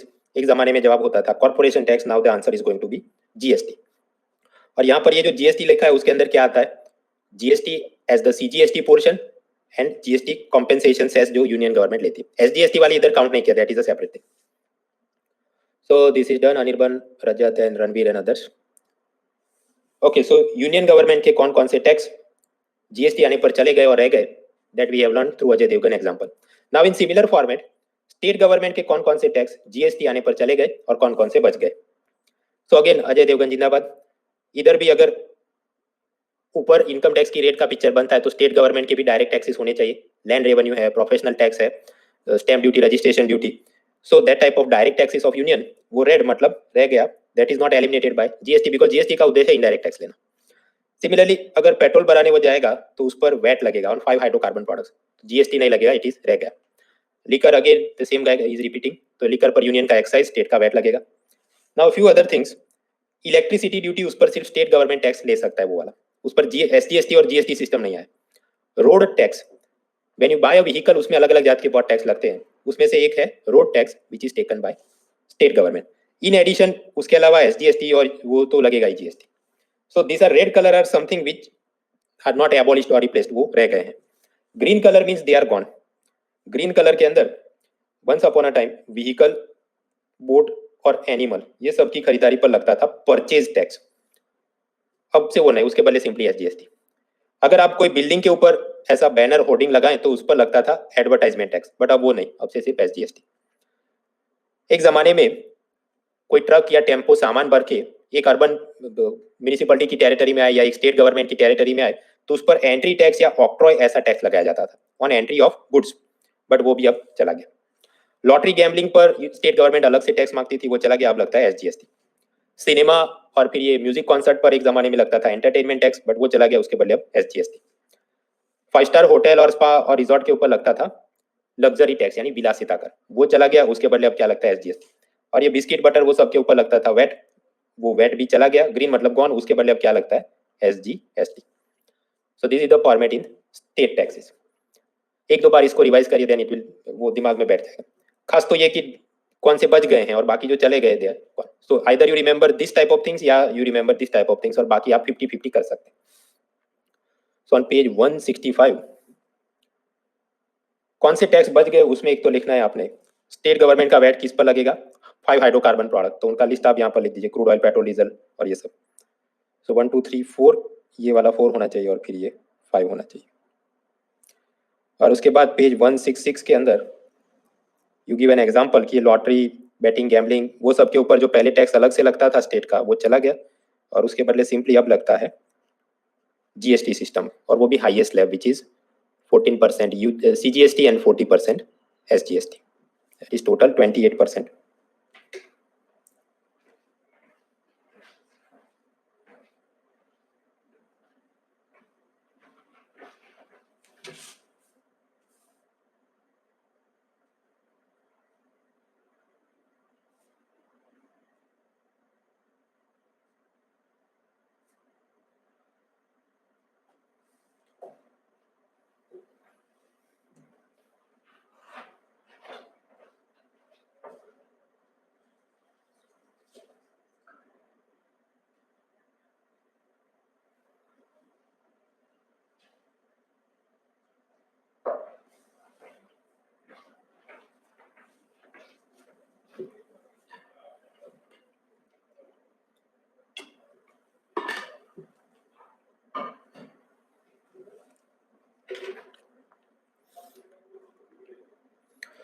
Crude oil कच्चा तेल, पेट्रोल जिसको टेक्निकली वो मोटर स्पिरिट भी कहते हैं, डीजल एविएशन टर्बाइन फ्यूल चौथे नंबर पर, और पांचवा नेचुरल गैस प्राकृतिक गैस। ऐसी चीजें जिस पर अभी यूनियन का एक्साइज स्टेट का वैट लगेगा। Once the GST council decide, उसके बाद उस पर सीजीएसटी और एसजीएसटी लगेगा। तो लेमन मतलब टैक्स, शॉपिंग कार्ट मतलब इनडायरेक्ट टैक्स, और बिना बाल के Vin Diesel with Om sign मतलब स्टेट गवर्नमेंट, और बाजू में ये फूंक मार रहा है मतलब वो सब टैक्स चले गए, उसके बदले अब जीएसटी आ गया। So this particular table is describing those things. सुबह उठ के एक दो बार और रिवाइज करना, then it will become clear to you. तो यूनियन गवर्नमेंट और स्टेट गवर्नमेंट के कौन से टैक्स बच गए, कौन से चले गए, दैट वी हैव अंडरस्टूड। अब बाकी जितनी चीजों पर जीएसटी लगता है उस पर कौन कौन से स्लैब लगते हैं। On this particular item 0% GST, इस पर 28%। वो लिस्ट में थोड़ी पैटर्न हमको पता होनी चाहिए क्योंकि यूपीएससी ने कुछ प्रश्न पूछे। सबसे पहले जीएसटी ऑन सर्विसेज की बात करें, उसमें कुछ सर्विसेज ऐसी हैं जिस पर 0% जीएसटी लगता है, या उसको बोल सकते हैं नील रेटेड या एग्जेम्प्टेड। असल में 3 words are not the same thing. वो चार्टर्ड अकाउंटेंट के रूप में उसको इंटरप्रेट करे तो कुछ में इनपुट टैक्स क्रेडिट मिलेगा नहीं मिलेगा, like that they will differ, but हमें वो सब में जाने की जरूरत नहीं, सिंपली यू रिमेंबर 0% जीएसटी। तो ऐसी कौन कौन सी चीजें, एक तो है services provided by union government, state government, local bodies, constitutional bodies. Suppose आपने यूपीएससी प्रीलिम का फॉर्म भरना है, उसकी वो लोग फी ले रहे हैं 100 रुपए, तो बस बात खत्म। ऐसा नहीं उसके ऊपर प्लस 18% जीएसटी लगेगा, no, why, because it is a service provide by constitutional body. Suppose आप राइट टू इन्फॉर्मेशन एक्ट में कुछ इन्फॉर्मेशन मांगते हैं स्टेट गवर्नमेंट से, और सपोज वो उसकी जो आरटीआई फी है 10 रुपए, सो ओके 10 रुपए, ऐसा नहीं उस पर फिर और 12% आपने जीएसटी पे करना है। सिमिलरली तहसीलदार के ऑफिस में गए कुछ डोमिसाइल सर्टिफिकेट बनाने या इनकम सर्टिफिकेट बनाने, so what ever fees 100 rupees 50 rupees they charge, उस पर जीएसटी नहीं लगता। सो ये ऐसा कहना चाह रहे हैं, इन सेवाओं पर जीएसटी नहीं लगता। देन डिपार्टमेंट ऑफ पोस्ट, उसका जो सिंपल पोस्ट कार्ड और जो अंतर्देशी पत्र होता है उन सब पे नहीं लगेगा। लेकिन अगर कोई प्रीमियम सर्विस होगी जैसे स्पीड पोस्ट, तो हाँ उसके ऊपर थोड़ा जीएसटी वो मांग सकते हैं। रेलवे की भी जो ऑर्डिनरी थर्ड क्लास टाइप की टिकट होगी उस पर जीएसटी नहीं लगेगा, लेकिन अगर आपने फर्स्ट क्लास एसी या ऐसी प्रीमियम सर्विस खरीदी तो हाँ उस पर जीएसटी मांग सकते हैं। मित्रों ये ईएसआईसी, ईपीएफओ, ये सब क्या है, financial intermediate, they are providing you some type of pension and health insurance and provident fund related financial services. By default ज्यादातर सर्विसेज पर 18% जीएसटी लगता है, बट ये वाली लोगों पर वो 18% जीएसटी नहीं लगेगा। Similarly religious body, charitable activity, cooperative society, public library, public toilet, crematorium, burial ground, अगर वो लोग कोई फी चार्ज कर रहे हैं, सपोज पब्लिक टॉयलेट के अंदर suppose they are asking for 2 rupees, then only 2 rupees, उसके ऊपर जीएसटी नहीं। पब्लिक लाइब्रेरी की फी मान लो कि 100 rupee fee are asking in library, okay, no GST about that, that is what it is saying. Services provided by RBI, अब याद करो, अगर आपने एक अकाउंट से दूसरे अकाउंट में पैसा ट्रांसफर करना था तो नेफ्ट आरटीजीएस सिस्टम थी, हमने पिलर 1A1 में पढ़ा था। तो उसमें सिस्टम उस जमाने में क्या था, फी लगती थी, बैंक वाला आपसे फी चार्ज कर, सपोज आपने 10,000 रुपए ट्रांसफर करने हैं तो उस पर मान लीजिए वो 5 रुपए चार्ज करता था, और वो फी के ऊपर एक्स्ट्रा 18% जीएसटी लगता था, मतलब एसजीएसटी और सीजीएसटी आधा आधा। उसके ऊपर you know that NEFT RTGS वो सर्विसेज असल में बैक एंड सर्विस तो आरबीआई प्रोवाइड कर रहा था, तो यानी कि अगर इधर से 5 रुपए इन्होंने फी में लिया तो आरबीआई का भी कुछ मिलता होगा, मे बी 3 रुपीज, बट उसके ऊपर आरबीआई ने कोई जीएसटी सरकार में जमा नहीं करना होता था। That is what this is trying to say, the services provided by RBI are not subjected to GST. Similarly जो दूसरे रेगुलेटर हैं सेबी, आईआरडीआई वगैरह, उनकी सर्विसेज भले वो कोई फी मांगते हो पब्लिक से, बट उसके ऊपर जीएसटी नहीं लगेगा। Then similarly services provided by bank and NBFC for government sponsored things, जैसे कि वो जनधन योजना, सुरक्षा बीमा योजना, जीवन ज्योति बीमा योजना, अटल पेंशन योजना, वो सब में अगर ये लोग सर्विस प्रोवाइड कर रहे हैं तो उस पर कोई जीएसटी लगेगा नहीं। Then GST on educational services is 0, but educational service मतलब यहाँ पर school, college, university, vocational institution, उनकी बात है। तो नॉर्मल स्कूल कॉलेज की फी पे 0% जीएसटी। कोचिंग उसमें नहीं आता, coaching is a service outside of that traditional schooling, तो उस पर तो जीएसटी लगेगा 18%। सिमिलरली स्पोर्ट, आर्ट, कल्चर, उसके अगर कोई क्लब है जिसकी मेंबर फी कुछ रुपए से कम है, सपोज 100 रुपए से कम है, तो उस पर जीएसटी नहीं लगेगा। उसके अलावा और भी बहुत सारी सर्विसेज हैं, हैंडआउट में मैंने दी है, 2-3 बार उसको देख लेना, then you will get idea कि ये सब के ऊपर जीएसटी, वैसे ये सर्विसेज पर जीएसटी लगता है, but these are some of the services की उधर 0 लगता है। Next, any service that is exported outside India, उस पर जीएसटी नहीं लगेगा, 0 जीएसटी लगेगा, और इसे बोल सकते हैं 0 रेटेड एक्सपोर्ट। वो क्या है अभी थोड़ी स्लाइड में पता चलेगा। So if you are suppose Bharat का कॉल सेंटर अमेरिका को अपनी कॉल सेंटर सर्विस सेल कर रहा है तो वो फी लेते होंगे, बट वो फी पे 0% जीएसटी लगेगा। ये जो अब तक हमने ये सब देखा, स्कूल कॉलेज पे नहीं लगेगा वगैरह, so once upon a time हम जानते हैं कि जीएसटी से पहले था सर्विस टैक्स, और इन सब पे सर्विस टैक्स कितना लगता था, 0%। तो गवर्नमेंट ने बेसिकली वही लिस्ट को यहाँ पर कॉपी कर लिया और बोला गया इन सब पे अब जीएसटी भी 0 लगेगा। उस जमाने में टेक्निकली वो जो लिस्ट थी उसको बोला जाता था नेगेटिव लिस्ट। जैसे नेगेटिव लिस्ट में मैंने आपको बताया ये सब चीजें लिखी थी, educational service in negative list, उसका मतलब उस वक्त में क्या था, service tax will be zero, और अब गवर्नमेंट ने उसको कॉपी किया तो अब क्या है, GST is zero. Next is GST on services that is not 0%, जैसे प्लम्बिंग की सेवा, carpentering, advertisement in print media, e books वगैरह, उसके ऊपर लगता है 5% जीएसटी और आधा जाएगा यूनियन को 2.5% सीजीएसटी और 2.5% SGST. Then accommodation in hotel in guest room, जहां पर डेली चार्ज 1000 से 2999 या इधर उधर हो तो उस पर 12% जीएसटी। मूवी टिकट जिसका प्राइस 100 रुपए तक हो तो ऊपर 12% जीएसटी। थोड़ा और आगे स्लैब में जाए तो 18% वाला स्लैब, ज्यादातर सर्विसेज 18% के स्लैब में है, तो movie ticket above 100 rupees, coaching services, advertisement इन digital media, legal accounting services, dish TV, Tata sky और वो सब डायरेक्ट टू होम वाली टीवी चैनल्स। और जीएसटी का लास्ट स्लैब है 28%, तो वो किस पे लगेगा, वो पिगोवियन टैक्स वाला कंसेप्ट इधर यूज किया है कि जो एकदम सिंपल या हार्मफुल टाइप की चीजें उस पर मैक्सिमम लगाए।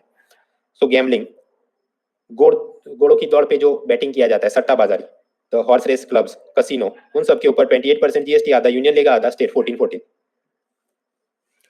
मैंने अभी आपको बताया कि भारत से अगर कोई सर्विस को एक्सपोर्ट करते हैं तो उस पर 0% जीएसटी लगता है। इसका मतलब क्या, सपोज भारत का कोई कॉल सेंटर है या कोई ऐसी कंपनी, तो उसने भी पहले तो कंप्यूटर, सर्वर, इंटरनेट बिल वो सब खरीदा होगा, and suppose he paid some 10,000 rupees GST to start his business and buy all this raw material, और फिर वो कोई सर्विस बनाकर उसको फॉरेन कंट्री में एक्सपोर्ट कर रहा है, तो बाय डिफॉल्ट उस पर ओके कस्टम ड्यूटी लगेगी, यस, बट वहां पर भी गवर्नमेंट ने उसको जीरो रखा है एंड जीएसटी उसको भी जीरो रखा है। So now how will this help, input पर यह आदमी ने 10,000 रुपए पे किए और आउटपुट उसने अमेरिकन लोगों से 0 रुपया जीएसटी कलेक्ट किया है, तो यह आदमी ने गवर्नमेंट ऑफ इंडिया में कितना जीएसटी जमा करना है, 0 माइनस 10,000 रुपीज, तो यानी कि 10,000 रुपए उसका क्रेडिट बन जाएगा। यानी इनपुट टैक्स क्रेडिट में समझो कि वो पेटीएम में आपने 100 रुपए का रिचार्ज करवाया, 10 रुपए कैशबैक मिला, यह आदमी ने ऐसे ही जो काम किया उसमें उसको 10,000 रुपए का इनपुट टैक्स क्रेडिट मिल गया।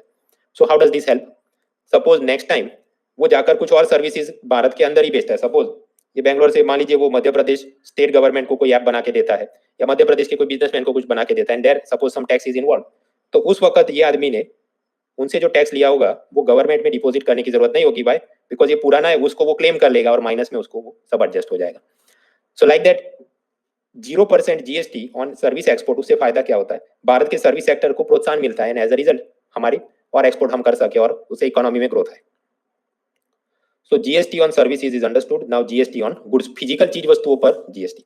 यहां पर भी पहले वो लिस्ट देखेंगे जहां पर जीएसटी जीरो लगता है, इन चीजों पर जीएसटी मतलब नहीं लगता। फ्रेश मिल्क, पास्चुराइज मिल्क, इस पर 0 जीएसटी। जिंदा जानवर सिवाय कि रेस के घोड़े हो उस पर जीएसटी लगता है। Poultry, pig, shrimp, fish, insect और उनके अनब्रांडेड प्रोडक्ट्स, सपोज मुर्गी ने अंडा दिया तो उस पर जीएसटी कितना लगेगा, उसको बेच रहे हैं आप, 0 GST. Similarly meat, honey, raw silk वगैरह फ्रेश प्रोडक्ट होंगी, अनब्रांडेड होगी तो कोई टैक्स नहीं। लेकिन अगर उसको अनब्रांडेड है तभी, फॉर एग्जाम्पल अगर अनब्रांडेड ग्रेन्स है तो इस पर कोई जीएसटी नहीं, जो भी प्राइस है, लेकिन ये पतंजलि वाले उसको पीस कर उसके ऊपर अपना लेबल लगा दे पतंजलि, तो हाँ उस पर जीएसटी लगेगा क्योंकि अब ये पैक्ड या ब्रांडेड प्रोडक्ट हो गया। So unbranded grains, cash crop, wheat, maize, rice, oat, barley, coconut, तो ऐसे फूड ग्रेन हो या कैश क्रॉप हो, जब तक अनब्रांडेड होंगे कोई टैक्स नहीं लगेगा। उनका फ्लोर भी बनाएंगे आटा तो भी कोई टैक्स नहीं, सिवाय के उस पर आपने ब्रांडिंग कर। Similarly fresh flower, leave, fruit, vegetable, coffee bean, tea leaves which are unroasted, फिर वो रोस्ट करके उसके ब्रांडिंग करेंगे तो फिर आप पे लगे। सॉल्ट के ऊपर भी नहीं, बट उसको जैसे ही आपने पैक करके ब्रांड लगाया देन यस। ब्रेड के ऊपर जीएसटी नहीं लगता सिवाय के रेस्टोरेंट या पिज्जा में उसको अलग से बनाकर बेचा जा रहा। तो सपोज ब्रेड फॉर ऑर्डिनरी आपने किराना स्टोर से लिया, नो जीएसटी, बट सपोज आपने होटल में जाके ब्रेड सैंडविच ऑर्डर किया, then yes they will ask some GST. Some other thing जिसके ऊपर 0% जीएसटी लगता है, human blood, contraceptives, sanitary napkin, temple, hearing aid, ये सब क्या एसेंशियल सब मेडिकल रिक्वायरमेंट है, तो सरकार उसको सस्ता रखने के लिए 0। एग्रीकल्चर के हैंड टूल जैसे स्पेड, एक्स, हाथ से जो यूज करते हैं, फावड़ा और वो सब चीजें, तो 0 जीएसटी। आपको ट्रैक्टर तो वो हैंड टूल नहीं है, ट्रैक्टर के ऊपर तो शायद 18% या 28% जीएसटी लगता होगा। Printed book, map, newspaper, journal, periodicals, इन सब पे कितना जीएसटी, 0, तो उसका जो सेल प्राइस होगा वही होगा, उस पर कोई टैक्स नहीं। नाउ ऑब्जर्व, सपोज हम बात करें द हिंदू न्यूज़पेपर की, तो वो जब रीडर को अपना न्यूज़पेपर सेल करता है वट एवर 5 रुपी, 10 रुपी, 15 रुपी, तो उस पर सिर्फ प्राइस ही लगता है और जीएसटी कितना लगेगा, 0%। लेकिन ये द हिंदू वाला जब किसी से न्यूज़पेपर में एडवर्टाइजमेंट बुक करता है, सपोज उन्होंने अनअकैडमी का एड बुक किया हो, तो वो क्या कर रहे हैं, एडवर्टाइजमेंट की सर्विस बेच रहे हैं, तो उस पर तो हाँ 18% जीएसटी लगता है। So yes, there they have to take GST from Roman Saini और सरकार में जमा करेंगे, और रोमन साइनी भी वो जाके बताएगा तो उसको इनपुट टैक्स क्रेडिट मिलेगा in that entire system. But when this particular newspaper is sold to me, उस पर तो 0% जीएसटी लगता है। So irrespective of whether they are containing advertisement और नॉट, ये जो प्रिंटेड मटेरियल है, न्यूज़पेपर, जर्नल, मैगजीन, उस पर 0 जीएसटी। इसके अलावा और भी बहुत सारी चीजें हैं जो आपके हैंडआउट में दी गई है जिस पर 0 GST. Similarly any goods that is exported outside India, उस पर 0 जीएसटी। वो क्यों लगता है, वो सर्विसेज में जो हमने पढ़ा वैसा ही 0 रेटेड एक्सपोर्ट, ताकि एक्सपोर्टर की अपनी क्रेडिट बन जाए और वो नेक्स्ट टाइम उसको यूज कर सके। लेकिन हाँ, एक्सपोर्ट होने वाली गुड्स के अंदर कस्टम ड्यूटी थोड़ी बहुत सरकार लगाती रहेगी और उसके ऊपर यह जीएसटी 0%। नाउ द आइटम जहां पर जीएसटी थोड़ा लगता है, 0 नहीं है, 0 से ज्यादा है, मोर देन 0 है। Diamond, semi precious stones like agate, amber, topaz, lapis lazuli, इन सब पर 0.25% जीएसटी लगता है। उसका भी आधा हिस्सा बढ़ जाएगा, सो 0.125 यूनियन में जाएगा, 0.125 स्टेट गवर्नमेंट के पास। Then jewellery, pearls, gold, platinum, silver, ये सब के ऊपर 3% जीएसटी, आधा आधा यूनियन स्टेट डिवाइड करेंगे। नाउ उसके आगे ओके, तो ये बहुत महंगी वाली चीजें, इस पर तो हार्डली सम 0.25 से 3% जीएसटी लगता है। So some of you may start to wonder, sir ये भी तो लॉटरी और गैम्बलिंग जैसा बहुत महंगी वाली और ऐसी अमीर लोगों की चीज, थोड़ा ज्यादा टैक्स लेना चाहिए, why so little taxes on diamonds? उसका आप कारण समझिए। सपोज 1 लाख रुपए का डायमंड है, उस पर अभी जीएसटी कितना, 0.25% यानी 250 रुपीज। मान लीजिए गवर्नमेंट ऐसा बोले नहीं नहीं this is for rich people and this is, उस पर ज्यादा टैक्स मांगते हैं। सपोज 1 लाख के डायमंड पर वो बोले 28% जीएसटी लगेगा, तो कितना जीएसटी लगेगा, 28,000। But from customer point of view आप सोचो, आपकी इच्छा थी 1 लाख का डायमंड खरीदना, अब उसका प्राइस हो गया 1.28 लाख, तो ये तो 28,000 तो बहुत बड़ी रकम है, उसमें से तो एक आध मोबाइल और लैपटॉप भी हम लोग निकाल सकते हैं। So then people what they will do, वो कैश में ट्रांजेक्शन करेंगे, ज्वेलर को बोलेंगे मुझे बिल नहीं चाहिए और तू भी ये मत दिखा, और ये डायमंड तो छोटी चीज है, आप जेब में छुपा के भी स्मगलिंग कर सकते हैं वगैरह। So it is easy to hide and smuggle. तो अगर गवर्नमेंट ज्यादा लालच में आके 28% मांगती तो कुछ नहीं मिलता, वेरेज अगर इतना थोड़ा मांगा तो थोड़ा थोड़ा करके रकम आ जाएगी। एंड सेकंडली, ये जो गोल्ड और डायमंड है ज्यादातर हम लोग उसको इंपोर्ट करते हैं, तो इंपोर्ट करते हैं तो उस पर कस्टम ड्यूटी तो अभी चालू ही है। So in that case custom duty शायद ज्यादा हो सकती है, 12%, 18%, व्हाटएवर, बट जीएसटी बहुत कम रखा है। On the other hand consider the case of Mahindra, Scorpio और ऐसी सब स्पोर्ट यूटिलिटी व्हीकल, वो भी तो सब रिच पीपल के लिए, और उस पर तो आप देखिए जीएसटी लगता है 28%। तो वहां पर भी क्यों ऐसा नहीं किया होगा कि हार्डली 0.25% रखो? वो इसलिए कि इसको आप जेब में छुपा के स्मगल नहीं कर सकते, गाड़ी है, उसका चेसिस नंबर होता है, रजिस्ट्रेशन कराओगे, नंबर प्लेट लोगे आरटीओ से, so it is difficult to evade the tax there compare to this diamond. इसलिए डायमंड पर कम होता है, गाड़ियों पर ज्यादा है, even though both are used by the rich people. Anyways आगे बढ़ते हैं। ये जो मैंने आपको अभी बताए 0.25 and 3, these are like exceptional and minority cases. तो अगर एमसीक्यू में पूछा जाए, इसकी ज्यादा चिंता करने की जरूरत नहीं।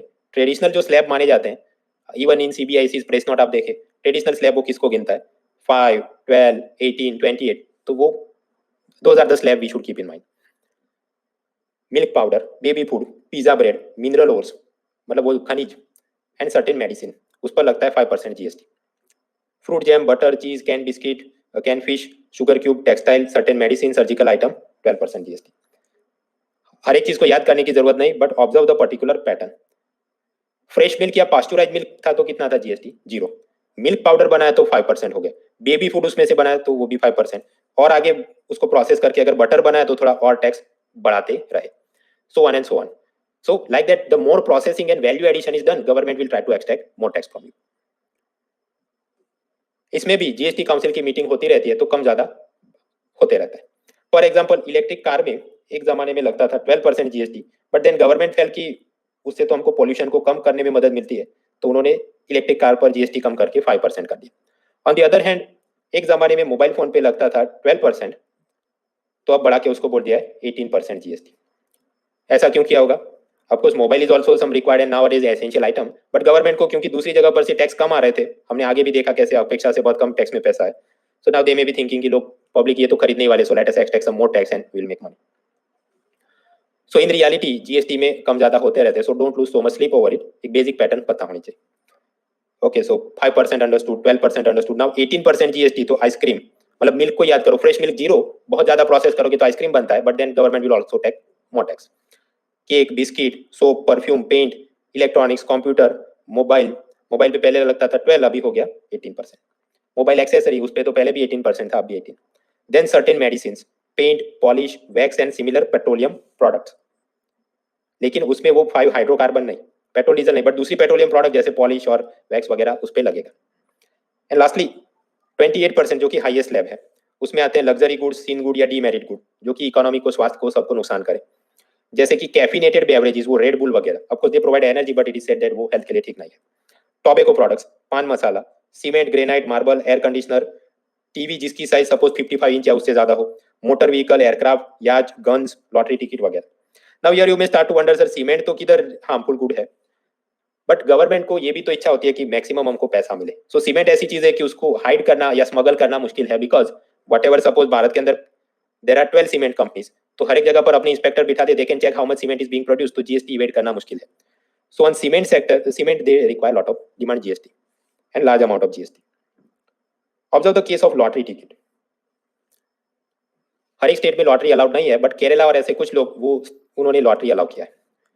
Now previously the system was like this, अगर केरला स्टेट गवर्नमेंट खुद से ही लॉटरी टिकट सेल करती तो उस पर 12% जीएसटी लगता, और अगर कोई प्राइवेट ऑपरेटर उसने स्टेट गवर्नमेंट से ऑथोराइजेशन या परमिशन लेके लॉटरी चला रहा है तो उस पर तो 28% लगता था। So that system was going on. But अभी थोड़े समय पहले जो जीएसटी काउंसिल की मीटिंग हुई, वहां पर उन्होंने तय किया कि भाई ये स्टेट गवर्नमेंट की लॉटरी है, तो मतलब क्या वो समाज, वो कम समाज को नुकसान करे, know that is also demerit good, उस पर भी 28% लगाओ। सो नाउ इरिस्पेक्टिव की स्टेट गवर्नमेंट ने खुद से लॉटरी लॉन्च किया है या प्राइवेट ऑपरेटर का लॉटरी है, both the places 28% GST applicable. स्वाभाविक ऐसा होगा तो केरला स्टेट गवर्नमेंट को मजा नहीं आएगा कि हमारे टिकट महंगे हो जाएंगे तो पब्लिक खरीदेगी नहीं। So this is the first time जब जीएसटी काउंसिल में उसका वोटिंग करना पड़ा, क्योंकि केरला ने ओपनली अपोज किया, no we will not, we are not in favour of this. फिर गवर्नमेंट और जीएसटी काउंसिल में वोटिंग हुआ, देन मेजोरिटी वोटिंग से उन्होंने डिसाइड किया okay will do like this. उससे पहले के जो डिसीजन थे, फॉर एग्जांपल इलेक्ट्रिक व्हीकल पर 12% से 5%, well then all people well in favour in the GST council, तो कोई फॉर्मली वोट करके दिखाओ, नो, सिंपली एवरीवन अग्रीड और डन हो गया। अगर कोई अपोज करे only then you have to take the voting. So this is the first case where voting was done. इसको कुछ क्रिटिक्स ऐसा भी मानते हैं, this is showing the fault lines in the cooperative federalism. जो अपना सहकारी संघवाद है, प्यार मोहब्बत से राज्य और केंद्र सरकार ने काम करना चाहिए, but nowadays the state governments are not happy, तो वो इधर ऐसा अपोज करे, अदरवाइज ये बात करके भी सुलझा सकते थे। So on page 169 these things are given. Let us take a break for 6 minutes while you peacefully fill up this thing. ऐसे कुछ है ही नहीं, जो IGST 12%, तो मतलब यूनियन स्टेट का कितना, आधा आधा आधा। तो जो स्लैब मैंने आपको बताया basically they are combined slabs, उसमें आधा आधा यूनियन स्टेट को मिलता है। Break for 6 minutes.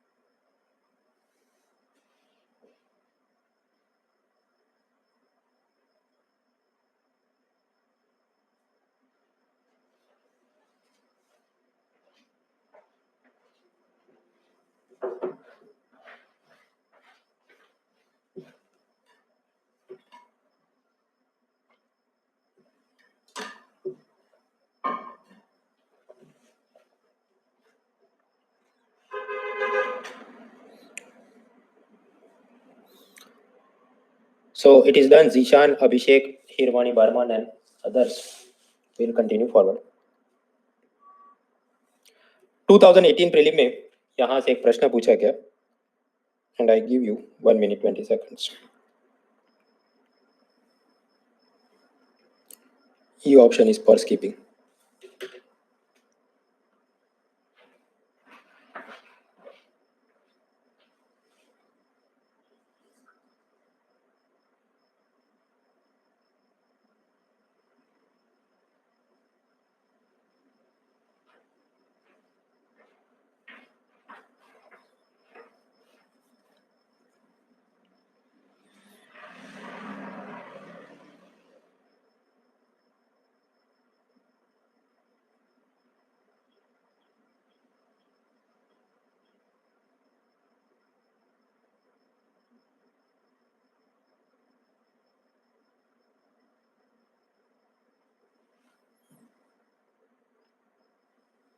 Harish Kumar, Nitin, Sagar, Shubham, Manisha, Mudiraj, Sagarika, शारू, Rohit, Partha.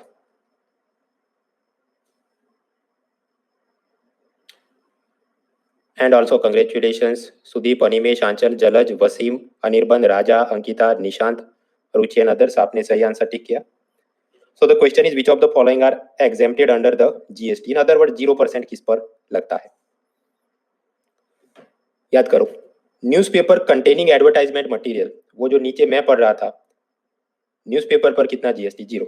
Of course हो सकता है बैकएंड में उसने रोमन साइनी से ऐड उसको सेल किया तो 18% जीएसटी मांगा होगा, but to the particular end user उस पर तो 0 जीएसटी. सो दैट मीन्स 4 होना चाहिए ऑप्शन के अंदर. सो ओनली सी और D could be the answer. Now what about the other things? Serial grains hulled, मतलब उसकी छाल निकाल दी गई हो, उस पर जीएसटी कितना? 0. ओके. न्यूज़पेपर पर जीएसटी कितना? 0. So 1 2. What about the third statement? Fish processed and canned. याद करो कोई भी प्रोसेस्ड फूड है तो उस पर मोर देन 0% कुछ ना कुछ टैक्स लगेगा. प्रोसेस्ड फूड या canned food is subject to some GST. So okay, number 3 पे कुछ जीएसटी लगता है, so it is not making sense here. So the answer is only the other things. So 1 2 and 4 only. Now observe the third statement, sorry second statement, जहां पर लिखा है chicken eggs cooked. अगर वो ब्रांडेड नहीं या अनब्रांडेड है तो उस पर जीएसटी कितना लगेगा? 0. आपको कुछ डिबेट दिमाग में हो सकती है कि सर अगर चिकन एग को 5 स्टार होटल में कुक किया जाए तो जीएसटी फूड बिल पे कुछ ना कुछ तो आता ही है. दैट इज करेक्ट, बट जब ऑफिशियल आंसर की आई थी तो उन्होंने लिखा था C is the answer. And therefore the Birbal की khichdi and hyper thinking and all that कि वो इधर कुक होता होगा तो जीएसटी लगेगा नहीं. असल में उसने जो बनाया वो चिकन एग तक ही वो एग्जामिनर ने सोचा था. ऑफकोर्स इट इज एक्सपेक्टेड कि बेफिजूल में उसने ये मेंशन नहीं करता तो question could have been much easy and less debatable. But anyways जब पूछा गया तो ये अटैक करने का और क्या तरीका हो सकता था? Well if you look at the other way, ये तो बात सही है कि प्रोसेस्ड फूड के ऊपर जीएसटी कुछ ना कुछ लगता है. So that means 3 is wrong. तो यानी कि बी जवाब नहीं हो सकता और डी जवाब नहीं हो सकता. तो अगर ये स्ट्रेटेजी से भी हम लोग जाए तो फिर या तो ए हो सकता था या सी, और दोनों ही जगह पर द एग वाला स्टेटमेंट और चौथा स्टेटमेंट वो तो हम जानते हैं न्यूज़पेपर ओके उस पर जीएसटी नहीं लगता. So even through that strategy you could go that C is the answer. तो yes, but in real exam अभी तो ये सॉल्व करना और लॉजिक फिट करना आसान है. इन real exam because of chicken egg cooked और फिर वो सोचना लगे आदमी कि वो होटल के अंदर, then it creates problem. Real exam में 50-50 से टिक करो, अदरवाइज स्किप करो. बट हर एक जगह पर देख के और ज्यादा एक्सेसिव सोच में फिर करूँ कि नहीं करूँ ऐसा करके स्किप करना, नो. यू ट्राई एटलीस्ट 50-50 हो रहा है, देन एटलीस्ट यू कुड टिक सी और डी और out of them something. The next topic is GST compensation. तो यानी अब तक हमने क्या देख लिया? जीएसटी काउंसिल के फंक्शन क्या थे, जीएसटी आने पर कौन कौन से यूनियन और स्टेट के टैक्स चले गए, जिन गुड्स एंड सर्विसेज पर जीएसटी लगता है तो कितना लगता है? 0 से लेके 28% तक. Now the next topic is Mamata Banerjee गुस्से में है, कंपेंसेशन चाहिए, क्यों चाहिए? हमने पढ़ा GST is an indirect tax based on consumption और वो डेस्टिनेशन वाली स्टेट को मिलता है. सो सपोज गुजरात में बनी नैनो अगर उत्तर प्रदेश में सेल होगी तो उत्तर प्रदेश को मिलेगा एसजीएसटी, यूनियन को मिलेगा सीजीएसटी, ऑफकोर्स आईजीएसटी के रूप में वो डिवाइड होता है. But the point is Gujarat will get nothing. उसका रिवर्स भी करेक्ट है. सपोज यूपी में बनी साइकिल गुजरात में सेल होने को आएगी तो यूपी गवर्नमेंट को कुछ नहीं मिलेगा और गुजरात गवर्नमेंट को एसजीएसटी मिलेगा. But the issue is price of a car, 1 lakh की गाड़ी पर कितना जीएसटी, और प्राइस ऑफ अ साइकिल उस पर कितना जीएसटी। तो क्वांटिटेटिव अमाउंट में गुजरात को ये लगेगा कि we are the manufacturing states और हमें नुकसान हो रहा है। Similarly Tamil Nadu, Andhra Pradesh, all this people they have some apprehension. So one of their apprehension was that अगर हम जीएसटी ज्वाइन करेंगे तो इसमें हमें पहले से कम पैसा मिलेगा कंपेयर टू अ सिनेरियो जबकि वैट लगता था। अनदर प्रॉब्लम, यूनियन गवर्नमेंट को बिफोर जीएसटी वाला जो आ रहा था बिफोर 2017, उस वक्त पूछा जाए सबसे ज्यादा पैसा किस टैक्स से कमाते हो, which is the largest source of your revenue, तो यूनियन गवर्नमेंट उस जमाने बोलता है यस कॉर्पोरेशन टैक्स, निगम कर जो कंपनियों के प्रॉफिट पे लगता है उस पर से हमको ज्यादा मैक्सिमम इनकम होती है। Then you ask them the question क्या जीएसटी आने पर कॉर्पोरेशन टैक्स चला गया? No, it is still continued क्योंकि वो तो एक डायरेक्ट टैक्स है। तो यानी कि इनकी तो जो लार्जेस्ट और अभी बोलो तो कॉर्पोरेशन टैक्स मतलब second largest source of income वो तो बची हुई है। वेयर स्टेट गवर्नमेंट को पूछा जाए कि आपको सबसे ज्यादा टैक्स किधर से मिलता, स्टेट गवर्नमेंट उस जमाने में बिफोर 2017 बोलते हैं वैट से हमको लार्जेस्ट इनकम होती। बट वो तो वैट तो अब एबॉलिश हो गया सिवाय कि ये अब बात करें लिकर पे लगने वाला वैट या पेट्रोल डीजल पे। सो विद इन जीएसटी ज्यादातर चीजों पर VAT is not there, so state government को पहले से कम पैसा मिलेगा because suppose VAT amount was 15% और अभी तो ज्यादातर चीजों पर सपोज 12% से 18% और उसका भी स्टेट गवर्नमेंट को आधा 9% ही मिल रहा है। सो देयर अगेन एप्रीहेंसिव कि हमारी कमाई का मुख्य साधन चला गया। So to alleviate their fears, उनको भरोसा दिलाने के लिए गवर्नमेंट ने बोला, यूनियन गवर्नमेंट ने, that we will compensate you. ये जो पुरानी इनडायरेक्ट टैक्स सिस्टम थी वैट सिस्टम, उसमें आप कितना कमा लेते थे और उसकी तुलना में अगर एसजीएसटी ले रहे हैं तो आपकी कमाई कितनी कम हो गई है, प्रोपोर्शनेटली आपको मुआवजा मिलेगा, कंपेंसेशन मिलेगा पहले 5 सालों के लिए। तो पहले 5 साल मतलब दे आर काउंटिंग 2015-16 वाला financial year as the base year. और फिर स्टेट गवर्नमेंट को बोला गया उस वक्त आपको वैट वाली रिजीम में कितना मिलता था, सपोज 100 रुपए मिल रहे थे, और फिर गवर्नमेंट ने ऐसा अज्यूम किया है कि हर साल उसमें 10% ग्रोथ आ जाता, मतलब उसके बाद वाले साल में 110 और फिर उसके ऊपर 10%, लाइक दैट। सपोज यूपी का वैट कलेक्शन बढ़ने वाला था, लेकिन क्योंकि उन्होंने वैट न लगाते हुए अब से ये जीएसटी लगाया है तो सपोज उनको 110 की जगह मान लीजिए 90 रुपीज ही मिल रहा है। तो जो उनका बीच में नुकसान हो गया वो नुकसान की कौन भरपाई कर रहा है? Union government. So if there is a relative loss in the GST regime then state government gets the compensation. 2017 से काउंटिंग शुरू करते हैं और पहले 5 साल तक ऐसा कॉम्पेंसेशन मिलेगा। और यहाँ पर सिर्फ इनडायरेक्ट टैक्स की बात हो रही है जिसको कि जीएसटी आने पर एबॉलिश किया गया है। सपोज लिकर टैक्स की बात करें जो कि शराब पर लगने वाला state excise and state VAT on liquor. So in that case okay, union Uttar Pradesh तो अभी भी लिकर वो बेचते हैं शराब और उस पर टैक्स लगाते हैं। In case of Gujarat, Nagaland, Lakshadweep, Bihar, उन्होंने तो लिकर प्रोहिबिशन शराबबंदी करी है। तो फिर वो ऐसा नहीं बोल सकते ओके हमको उसमें से भी जो जितना नुकसान हुआ उसकी आप कंपेंसेशन दीजिए। No, the liquor taxes are outside this compensation mechanism. It is applicable only in the case of this VAT and other things that are subsumed. So the point is union government ने state government को VAT system से GST में आए तो जो नुकसान हुआ उसकी भरपाई करनी है। But union government will not take that money out of its own pocket, अपने जेब से नहीं, वो लोग कहीं से पैसा लेके आएंगे। पार्लियामेंट ने एक GST compensation to state act ऐसा 2017 में पास किया। The point is GST council वो यूनियन गवर्नमेंट को बोलेगी कि आप कुछ स्पेसिफिक लग्जरी, विलासी और महंगे चीज पर और कुछ डीमेरिट चीजें जैसे कि टोबैको एंड अदर थिंग्स उस पर एडिशनली जीएसटी कंपेंसेशन सेस लगाओ। जैसे पान मसाला के ऊपर लगता है जीएसटी कंपेंसेशन सेस कितना 60%, टोबैको के ऊपर वो डिपेंड करता है अलग अलग वेराइटी के हिसाब से अलग अलग। कैफिनेटेड बेवरेजेस जैसे red bull, aerated water, soft drink वगैरह उस पर भी थोड़ा, कोल एंड लिग्नाइट उस पर 400 रुपए प्रति टन, मोटर व्हीकल, एयरक्राफ्ट, याच उस पर 3 से लेके 22% तक डिपेंडिंग ऑन व्हीकल। तो ये सब क्या, इन पर जीएसटी तो कुछ ना कुछ लगता ही होगा, वट एवर 12%, 18%, 28%, बट उसके ऊपर भी जीएसटी के ऊपर लगता है सेस, और वो सारा पैसा जाएगा यूनियन गवर्नमेंट के पास। उन्होंने पब्लिक अकाउंट में एक जीएसटी कंपेंसेशन सेस फंड बनाया और वहां से फिर वो पैसा स्टेट गवर्नमेंट को दिया जाता है। But the complain is state government बोल रहे हैं कि हमें मंथली बेसिस पर टाइम टू टाइम पर ये यूनियन गवर्नमेंट पैसा दे नहीं रही है। यूनियन गवर्नमेंट को प्रॉब्लम ये है कि पहले जो मोटर व्हीकल ज्यादा सेल होते थे तो ये कॉम्पेंसेशन सेस में भी अच्छा पैसा मिल जाता, but now the amount of money coming in cess has fallen, इसलिए यूनियन गवर्नमेंट वाले डील डाल कर रहे हैं, दे हैव बिकम लैक्स, हर महीने जो रिलीज करना है नहीं करते, and that is also a reason की कोऑपरेटिव फेडरलिज्म के अंदर अब थोड़ी तकलीफ दिखती है। So GST compensation to state, it is understood. Now the next topic is miscellaneous concept and miscellaneous organisations.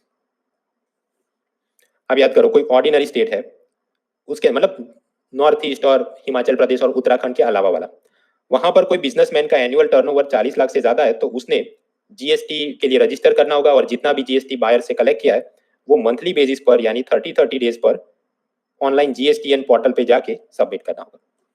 So suppose ये पर्टिकुलर ट्रेडर का 5 करोड़ का टर्नओवर है, then does he have to do that thing 30 days पर जाके पैसा जमा करना है? यस। सपोज ये छोटा रिटेल शॉपकीपर है जिसका एनुअल टर्नओवर 41 लाख रुपीज है, तो उसको भी इन थियरी तो यही करना होगा, every month whatever GST collected from buyer जाके सरकार में जमा करना है। बट ये आदमी कह रहा है I am a small trader, ये मंथली बेसिस पर करना मेरे लिए इनकन्वीनियंट है, क्योंकि उसके लिए कंप्यूटर चाहिए, अकाउंटेंट चाहिए, और मैं बहुत सारा पैसा तो बोरोड मनी पर करता हूँ, तो मेरे कैश फ्लो में प्रॉब्लम आ जाते हैं अगर आप 18% जितना जीएसटी बोल रहे तुरंत जमा कर दो।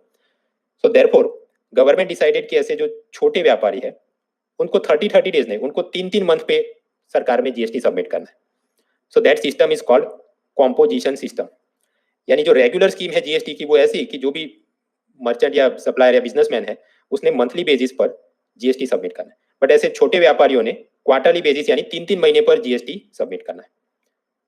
तो यहाँ पर मतलब ये छोटा व्यापारी मजे में आ गया। But you would understand real life में दोनों हाथ से लड्डू नहीं खाते, if you have getting something तो सामने कुछ खोना भी पड़ेगा। तो ये जो बड़ा व्यापारी जो मंथली बेसिस पर जीएसटी सबमिट करेगा उसको इनपुट टैक्स क्रेडिट मिलेगा। रोमन साइनी वाला केस याद करो, वो इधर से उधर एडजस्ट होते हैं। बट ये जो छोटा व्यापारी है उसको इनपुट टैक्स क्रेडिट नहीं मिलेगा, बिकॉज उसको ये तो फायदा का है 3 महीने का, हर एक जगह तो उंगली पकड़ी तो गला मत पकड़ो, that type of attitude government has shown. और दूसरी बात, ये जो कॉम्पोजिशन स्कीम है उसके स्लैब थोड़े अलग होते हैं। ट्रेडिशनल स्लैब तो हमने देखे 5% से लेकर 28%, यहाँ पर कॉम्पोजिशन स्कीम के अंदर स्लैब गुड्स हैं तो कोई भी जात का गुड होगा उस पर 1% जीएसटी, और कोई भी सर्विस होगा उस पर 6%। एनीवेज वो एग्जैक्टली कैसे काम करता है वो पूरी सीए एग्जाम की हमको तैयारी नहीं करनी। Sufficient to remember, small trader को आसानी करने के लिए क्वार्टरली बेसिस पर जीएसटी देना है, बट आईटीसी नहीं देंगे। रेगुलर स्कीम के अंदर मंथली बेसिस पर जीएसटी सबमिट करो और इनपुट टैक्स क्रेडिट मिलता है। So on page 170 this is given. बस इतना याद रखना, जीएसटी कॉम्पोजिशन स्कीम मतलब क्या, उसको he will not get the input tax credit.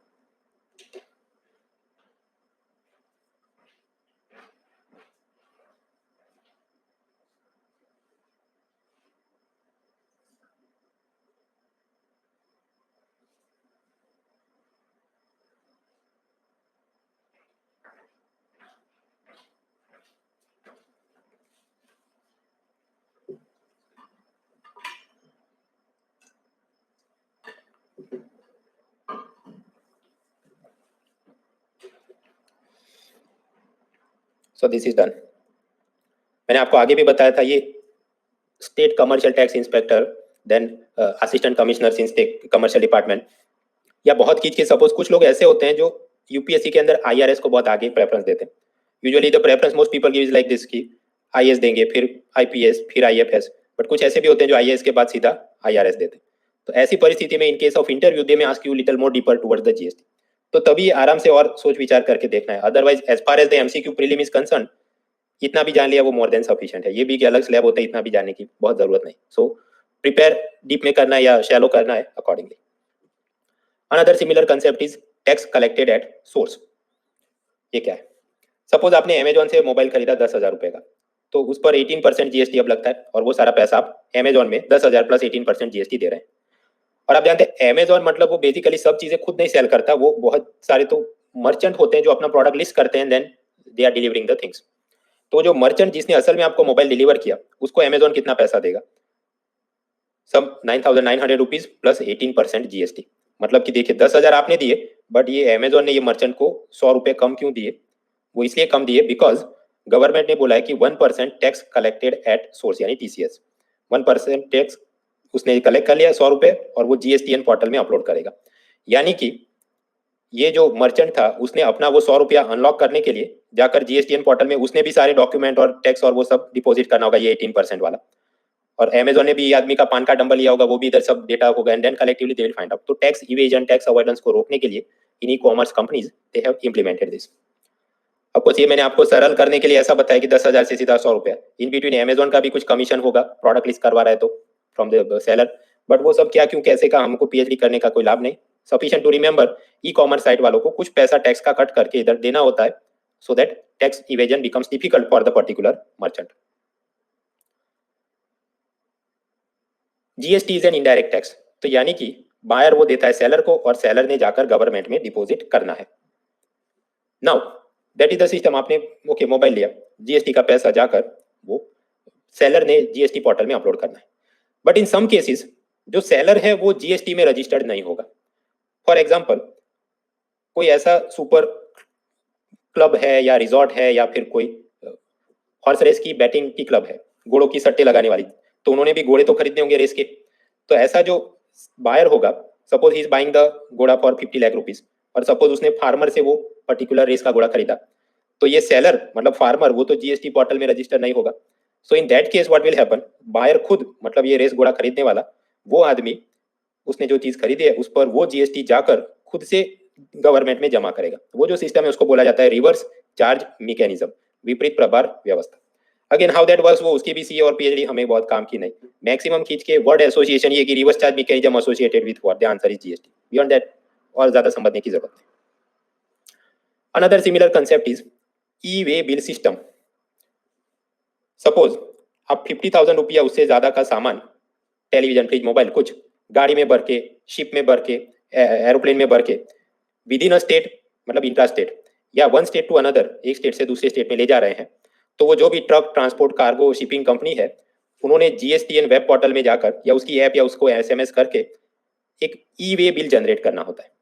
E way bill के अंदर simply it is one type of self declaration. वो ऐसा कुछ लिखा हो कि हमारे ट्रक के अंदर X type of goods worth by value are there. Suppose 10 LCD TV ले जा रहे हो, हर एक का मूल्य 30-30 हजार है और उसके ऊपर इतना जीएसटी जो पे हो चुका है या होना बाकी है, तो ऐसा सेल्फ डेक्लेरेशन डॉक्यूमेंट वो जनरेट करते हैं, जिसको बोलते हैं ई वे बिल। उससे फायदा क्या है, जब भी ये चेक नाके से हर एक ट्रक जाएगा तो every truck will not be checked, only the random checking of a few truck. बाकी सबके केस में वो अपना ये बिल दिखा दे, उसको बार कोड से स्कैन किया और जाने देंगे। तो इससे फायदा क्या है, it reduces the scope for bribery, delay, red tape, harassment at the check post, क्योंकि ये जो भी एक्साइज वाले ऑफिसर होंगे या स्टेट के कमर्शियल टैक्स इंस्पेक्टर वो उसको परेशान नहीं कर पाएंगे। So rapid movement for the transporter, ease of doing business. So ये सब फायदे हैं। जीएसटी काउंसिल ने अब ये सोचा है कि हम लोग ई इनवॉइस सिस्टम लगाते हैं। अब ट्रेडिशनली व्हाट हैपन, सपोज आपने शॉपिंग मॉल से कुछ खरीदा तो आपको प्रिंटेड बिल मिलेगा। सपोज ऑनलाइन कुछ खरीदा तो वो अपने अमेजोन ने अपने सर्वर से बिल जनरेट किया। बट फ्यूचर में ऐसा होगा कि सभी ऐसे लोगों ने ई इनवॉइस के नाम पर जीएसटी पोर्टल में जाकर डायरेक्टली बिल बनाएंगे।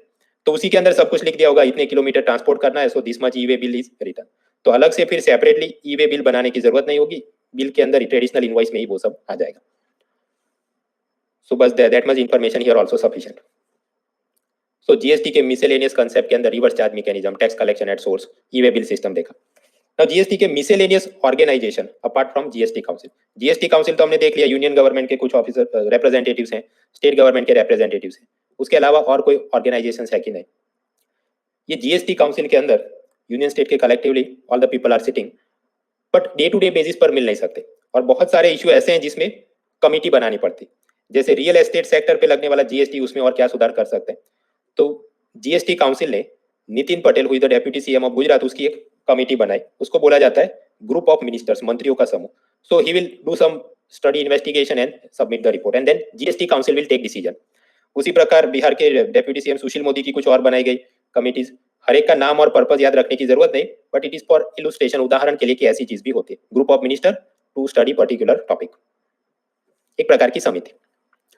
मिनिस्टर्स के नीचे एडमिनिस्ट्रेटिव रिस्पॉन्सिबिलिटी, प्रशासनिक जिम्मेदारियों की बात करें तो पहले जो एक्साइज लगता था उस पर काम देखने के लिए यूनियन गवर्नमेंट का था central board of excise and custom, और उसके सब एक्साइज इंस्पेक्टर और सुप्रिटेंडेंट और सब ऑफिसर्स रहते थे।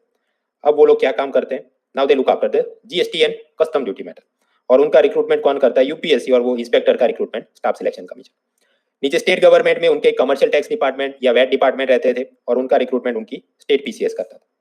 So now what new things have happened, new things में रिक्रूटमेंट तो वही लोग करेंगे, बट जो ऊपर यूनियन गवर्नमेंट का डिपार्टमेंट था जिसको आप बोलते थे central board of excise and customs, which was actually a statutory body, उसका नाम चेंज कर दिया, क्योंकि एक्साइज तो अब चला गया सिवाय के पेट्रोलियम प्रोडक्ट, तो नया नाम है central board for indirect taxes and customs, because customs is that, but other service tax और एक्साइज वो सब बाय एंड लार्ज चला गया। सो सीबीईसी का नाम 2018 में चेंज किया गया। स्टेट गवर्नमेंट में क्या हुआ, ज्यादातर चीजों से वैट चला गया सिवाय के पेट्रोलियम प्रोडक्ट, बट उनके ये जितने भी ऑफिसर है तो ऐसा नहीं कि नौकरी से निकाल दिया, now they look after the SGST matters.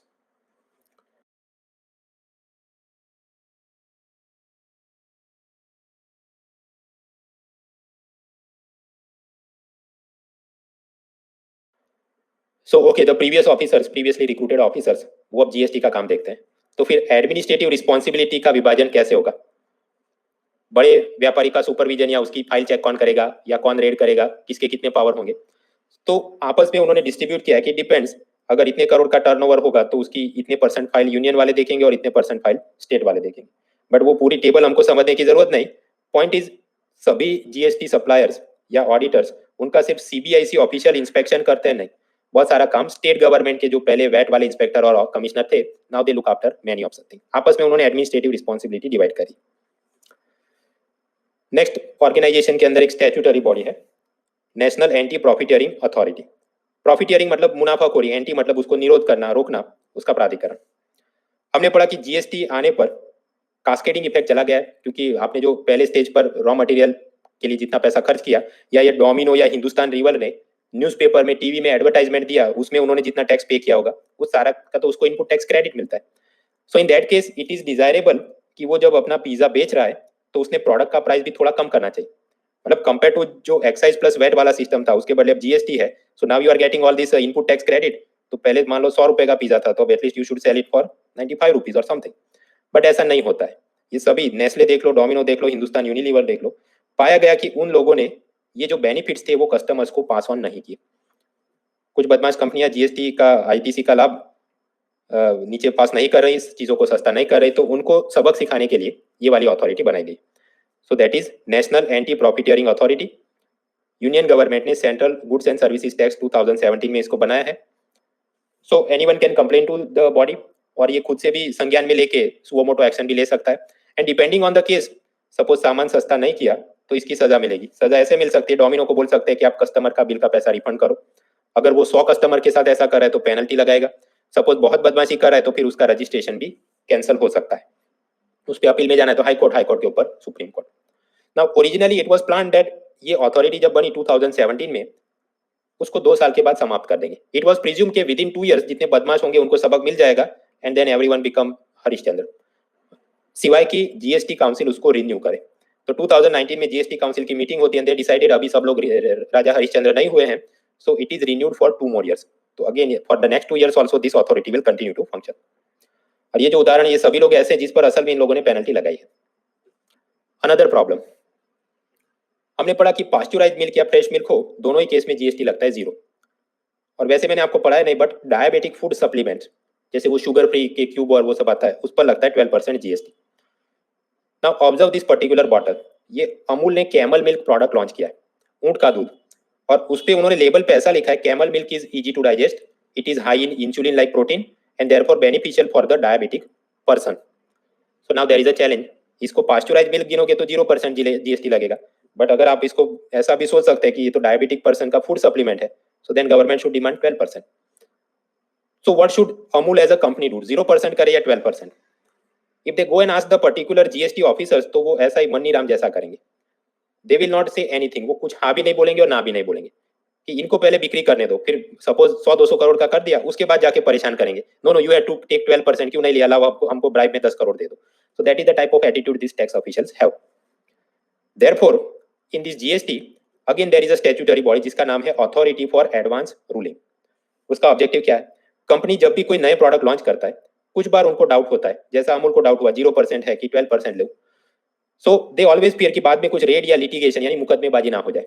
And therefore in CGST act 2017 there is a statutory body जिसका नाम है अथॉरिटी फॉर एडवांस रूलिंग। अग्रिम में वो जाकर उसका कुछ कानून में उसको वचन दे देती है। So this authority on advance ruling, उसका काम क्या है? एडवांस में वो क्लैरिफिकेशन देती है, और उसने जो भी क्लैरिफिकेशन दिया हो it is binding on company and tax official. Suppose वो अथॉरिटी बोल दे 12% जीएसटी होगा, तो कंपनी ने भी मानना होगा और टैक्स ऑफिसर ने भी मानना होगा, then no other scope for litigation and harassment, वो कम हो जाएगा, ईज ऑफ डूइंग बिजनेस होगा, फॉरेन डायरेक्ट इन्वेस्टमेंट भी भारत में बढ़ेगा, because then foreign authorities, foreign company will also start to think, हाँ ऐसा अमूल मिल्क अगर हम लॉन्च करें तो कोई प्रॉब्लम नहीं, now this there is a body and they will give us clarification. So this two bodies page 173 पर, एक तो नेशनल एंटी प्रॉफिटियरिंग अथॉरिटी और दूसरा है authority for advance ruling, both are statutory bodies of the union government.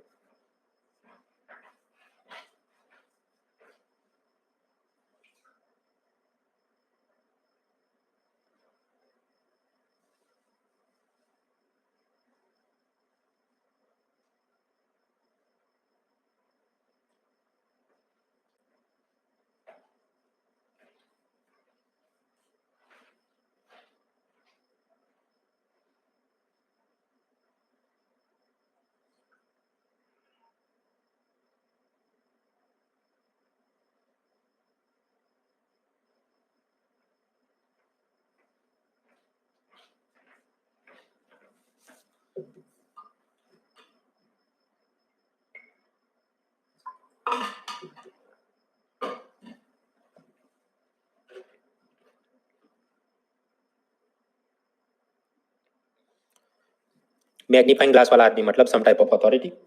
बाजू में pizza है मतलब वो डोमिनो पिज्जा वाला केस याद रखो, that is anti profiteering authority. Again magnifying glass वाला मतलब कुछ बॉडी है और बाजू में दूध की बोतल है, दैट इज अमूल का कैमल मिल्क, याद रखो, that is done. Beyond this ये सब कुछ बहुत ज्यादा है पढ़ने की, एक बार मतलब आपने पढ़ लिया, एग्जाम के 1-2 वीक पहले देखना है तो ये सब वापस देखने की जरूरत नहीं होनी चाहिए। You should be able to recollect just by looking, okay ये था और ये था, बात खत्म हुई। So whenever you read you focus on the words and icons like that, तो लास्ट में रिवीजन जल्दी हो जाए।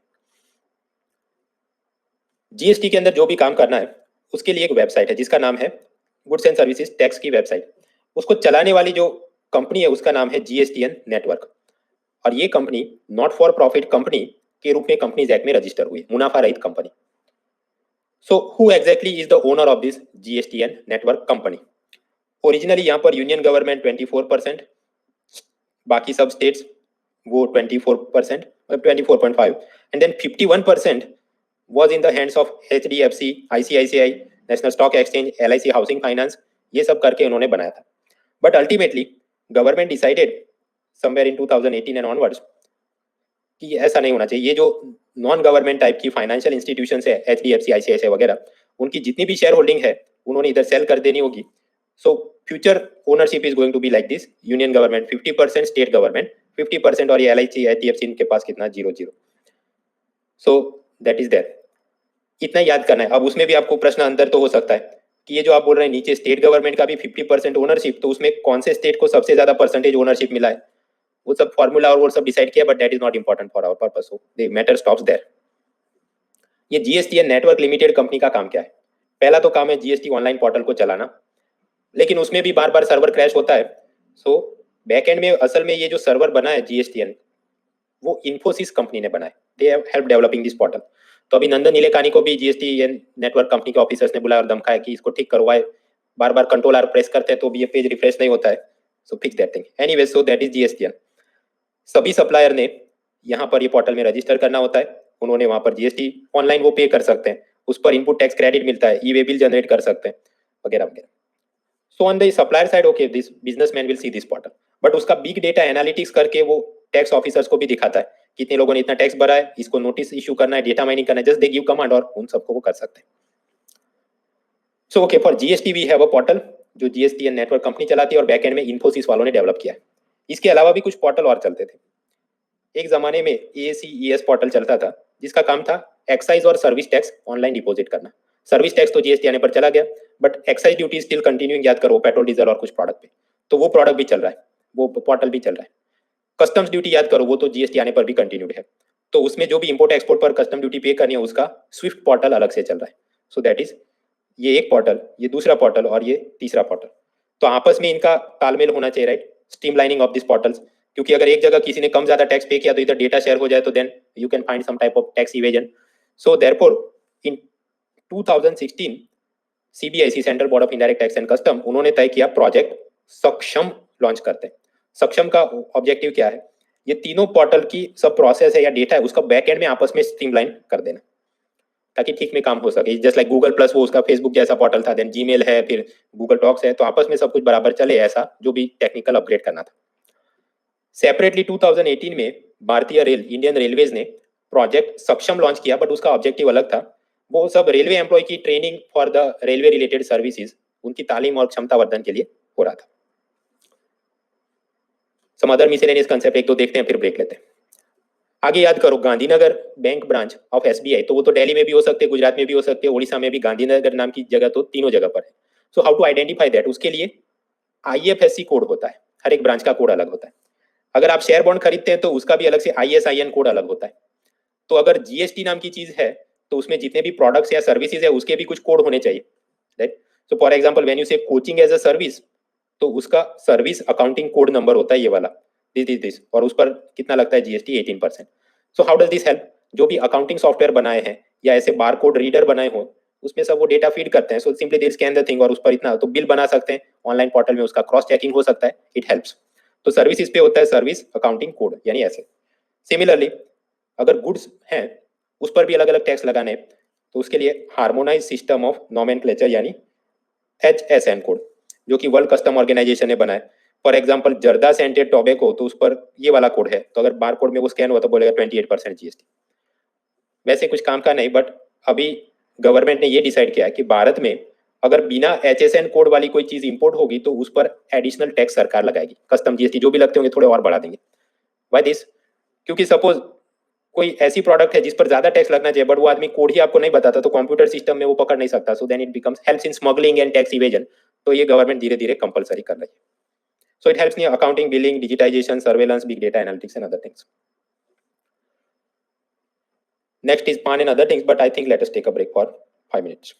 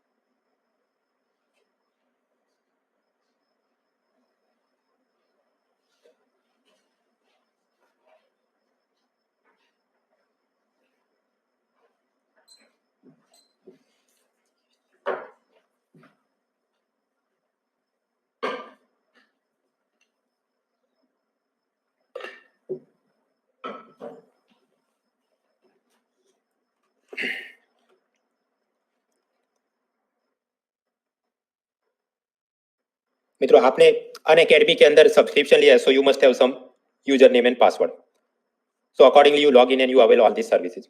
तो उसी प्रकार अगर किसी ने जीएसटीएन पोर्टल में जाकर अपना रजिस्ट्रेशन करा है तो उसके पास भी कुछ यूजर नेम पासवर्ड और चीजें होनी चाहिए। जो इनकम टैक्स पे कर रहा है उसके पास भी ऐसा कुछ यूनिक नंबर या नाम या कुछ होना चाहिए। So this things are called PAN card and GSTIN. PAN card permanent account number वो इनकम टैक्स डिपार्टमेंट इश्यू करता है, और जीएसटीएन मतलब goods and services tax identification number वो central board of indirect taxes and custom issue करता है। So people will get those numbers, उस हिसाब से ऑनलाइन जाके वो टैक्स भरते हैं, रिफंड क्लेम करते हैं, टैक्स क्रेडिट लेते हैं। So how those are related, suppose Suzlon energy जो कि एक विंड पावर की कंपनी है, तो उसका पान कार्ड नंबर कुछ ऐसा दिख सकता है, 10 डिजिट है जिसमें अल्फा न्यूमेरिक नंबर है। ये कंपनी का जब जीएसटी नंबर भी उन्होंने रजिस्टर करना है, बिकॉज एक तरफ कॉर्पोरेशन टैक्स पे करना है तो पान कार्ड नंबर चाहिए, जीएसटी पे करना है तो जीएसटीआईएन नंबर चाहिए। सो देयर यू ऑब्जर्व, यही वाला नंबर इधर रिपीट हो रहा है, but there is slight difference. आगे लिख दिया 24, वो असल में उसका स्टेट कोड दिखाता है, सपोज गुजरात और महाराष्ट्र वॉटेवर, और जो पीछे है वो कोड से भी कुछ और चीजें कंपनी के बारे में जान सकते हैं। सो अकॉर्डिंगली कंप्यूटर सिस्टम उसको प्रोसेस करता है and then whatever tax are collected and refunds are generated. इसके अलावा भी ये पान नंबर, जीएसटी नंबर, यूआईडी मतलब Aadhaar card number, how they are different from each other, उसकी factual self explanatory comparative note आपके हैंडआउट में दी है, उसको आराम से देखिए, बट उसमें ज्यादा स्ट्रेस में आने की जरूरत नहीं, सिवाय कि आप वो स्टेट टैक्स कमर्शियल इंस्पेक्टर और वो असिस्टेंट कमिश्नर वगैरह की तैयारी, otherwise don't worry so much. Basic idea sufficient. क्या है पान कार्ड, तो इनकम टैक्स डिपार्टमेंट, जीएसटी है तो सीबीआईसी, और वो यूआईडी तो उसकी एक स्टैट्यूटरी बॉडी अलग से UIDAI, they will generate the Aadhaar card number. So all the miscellaneous concept, वो reverse charge mechanism, tax collection at source वगैरह देख लिया। मिसेलेनियस ऑर्गेनाइजेशन में जाने लायक डोमिनोज की एंटी प्रॉफिटियरिंग को लड़ने के लिए अमूल का milk authority on advance ruling, those very important. Now the last point is GST के बेनिफिट और चैलेंजेस। उसके सब जेनेरिक बेनिफिट और वो सब हैंडआउट में है, हम लोग स्पेसिफिक बेनिफिट समझते हैं। पहले रतन टाटा वो गाड़ी बनाते, बैकएंड में जो भी सर्विस एक्साइज वगैरह यूज करते थे, कुछ जगह पर इनपुट टैक्स क्रेडिट मिलता, कुछ जगह पर नहीं मिलता। सो इन दोज ईयर्स ज्यादातर कंपनियां प्रीफर करती कि सभी चीजों को इन हाउस प्रोड्यूस किया जाए, मतलब स्टील भी हम खुद से ही बनाए, प्लास्टिक भी खुद से बनाए, टायर भी खुद से बनाए। But in the GST system benefit क्या है, आप कुछ भी चीज बाहर से भी अगर असेंबल करने के लिए यूज करते हैं और उससे फाइनल प्रोडक्ट बनाए तो इन सबके ऊपर तो आपको इनपुट टैक्स क्रेडिट मिल ही रहा है।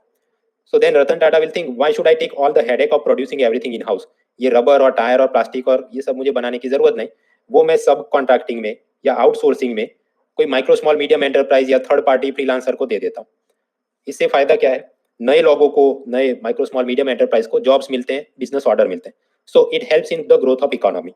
So GST input credit system, it encourages the companies to do more outsourcing, ancillarisation, ये जो आउटसोर्सिंग और वो सब काम है उसके लिए एक और शब्द है एनसीएलआराइजेशन, और उससे एमएसएमई जॉब्स क्रिएशन में फायदा होता है। बिफोर जीएसटी हम जानते हैं कि वैट सिस्टम था, excise and VAT system. Suppose गाड़ी मैन्युफैक्चर हुई तो उस पर लगता है एक्साइज, और जब सेल होने के लिए आती तो उस पर लगता है VAT. So in that case suppose 1 crore की कोई बीएमडब्ल्यू या ऐसी लग्जरी कार है, तो वो तो फॉरेन से इंपोर्ट करी होगी तो कस्टम ड्यूटी लगती होगी, और फिर भारत के अंदर वो मैन्युफैक्चर नहीं हुई तो हम एक्साइज नहीं मांग सकते, सीधा स्टेट में जाएगी, वो लोग वैट मांगते थे। नाउ सपोज महाराष्ट्र के अंदर ये एक्चुअल रेट है, वहां पर ऐसी गाड़ियों पर लगता था 12.5% ऑन द सेलिंग प्राइस, और उड़ीसा के अंदर लगता था 14.5%। गाड़ी same to same model, but Maharashtra से खरीदो तो कम टैक्स लगता था, उड़ीसा में ज्यादा। सो now you think of it, 1 crore की अगर कार होगी, ये जो जितना प्रॉफिट में सॉरी वैट में डिफरेंस है, आपके 2 लाख रुपए बच जाएंगे अगर उड़ीसा का आदमी महाराष्ट्र से जाके गाड़ी खरीदता है। So how this affects the development process, ये जो वैट है वो डेस्टिनेशन बेस्ड टैक्स है, तो उड़ीसा से खरीदा तो उड़ीसा स्टेट गवर्नमेंट को मिलेगा, महाराष्ट्र से खरीदा तो महाराष्ट्र स्टेट गवर्नमेंट को मिलेगा। सो यहाँ पर बहुत सारे उड़ीसा के रिच पर्सन जानबूझ के महाराष्ट्र में जाते थे और वहां से गाड़ी खरीदते थे अपना 2 लाख रुपए का टैक्स बचाने के लिए। But as a result Maharashtra के पास ज्यादा पैसा आएगा तो स्टेट गवर्नमेंट महाराष्ट्र में ज्यादा डेवलपमेंट कर पाएगी, उड़ीसा की स्टेट गवर्नमेंट गरीबी रहेगी तो कुछ डेवलपमेंट कर नहीं पाएगी। बट इन थियरी वो जो प्रॉब्लम था वो अब सॉल्व हो गया, क्योंकि जीएसटी सिस्टम में तो ये जो लग्जरी कार है उस पर लगता है 28% जीएसटी, उसमें यूनियन का और थोड़ा स्टेट का। सो नाउ हियर महाराष्ट्र से आप खरीदो तो भी महाराष्ट्र स्टेट गवर्नमेंट को कितना मिलेगा, 14%। उड़ीसा से खरीदो तो उधर भी 14% ही है। So now Orissa businessman will think कि बेफिजूल में कहाँ महाराष्ट्र की टिप मारनी है, उड़ीसा से ही कार खरीदता हूं, and then Odisha state government will get the money, तो उससे वो जो भी गरीब कल्याण, पॉवर्टी डेवलपमेंट, इंफ्रास्ट्रक्चर वो सब कर सकते हैं। So like that this particular problem जो मैंने आपको अभी बताया, दो जगह पर टैक्स अलग अलग होने के कारण लोग जो कहीं और से खरीदते थे उसको टेक्निकली बोला जाता है रेट आर्बिट्राज। रेट आर्बिट्राज या अपवंचन कह सकते हैं, वो अब नहीं होता है, जो स्टेट का आदमी है उसी से खरीद लेता है। So balanced regional growth will happen. Another benefit, suppose पहले मोबाइल मैन्युफैक्चर होता था, मैन्युफैक्चर होने पर सपोज 10,000 उसका प्राइस रखा है, तो एक्साइज उसके ऊपर काउंट होती थी। सपोज 9% एक्साइज हो तो 10,000 का 9% कितना, 900 रुपए यूनियन गवर्नमेंट लेता। एंड सपोज वो जब सेल होने के लिए आएगा तो उस पर स्टेट गवर्नमेंट भी 9% मांग रहा है, बट वो 9% किसका मांगेगी, 10,000 का 9% नहीं, वो टोटल प्राइस मतलब ये जो बेस प्राइस थी उसके ऊपर लगने वाला एक्साइज कुल मिला के कितना 10K प्लस 900 मतलब 10,900, उसके ऊपर फिर वो बोलेंगे हाँ इसके ऊपर अब आप हमें 9% वैट लगे। So that will be something 981। तो कलेक्टिवली ग्राहक के ऊपर बोझ कितना था, 10,000 का फोन खरीदा 1,881 रुपीज, क्योंकि बेस अलग अलग थे। यूनियन इस बेस पे परसेंटेज गिनता था, स्टेट वाला इस बेस पे परसेंटेज गिनता था।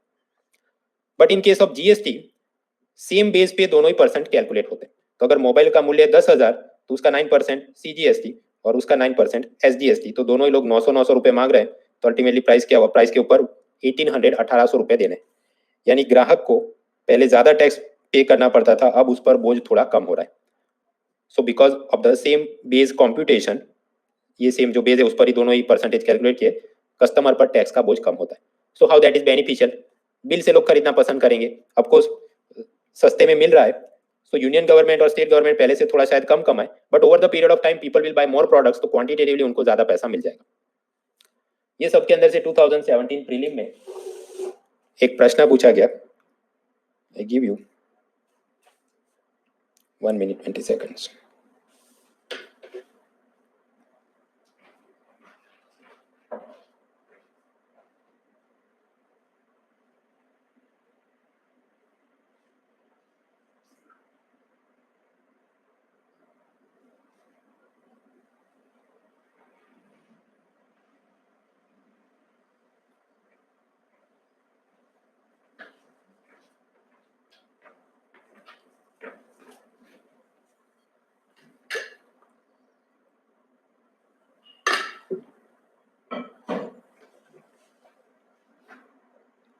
मधु, शालू, अमन, अमृतांशु, सिमरन, अभिषेक, सुभाष, शुभम, तेजश्री, अनिमेश, राजश्री, प्रिंसी, शिव नंदिनी, वसीम, गजेंद्र, निशा, उमेश, धीरेन्द्र, इंद्रजीत, अशोक, विश्वा, राम, प्रिंस, श्रीधर, कन्हैया, अरुणांजनी, देविका, सागर, सुरेंद्र, सागरिका, पार्थ, प्रीति,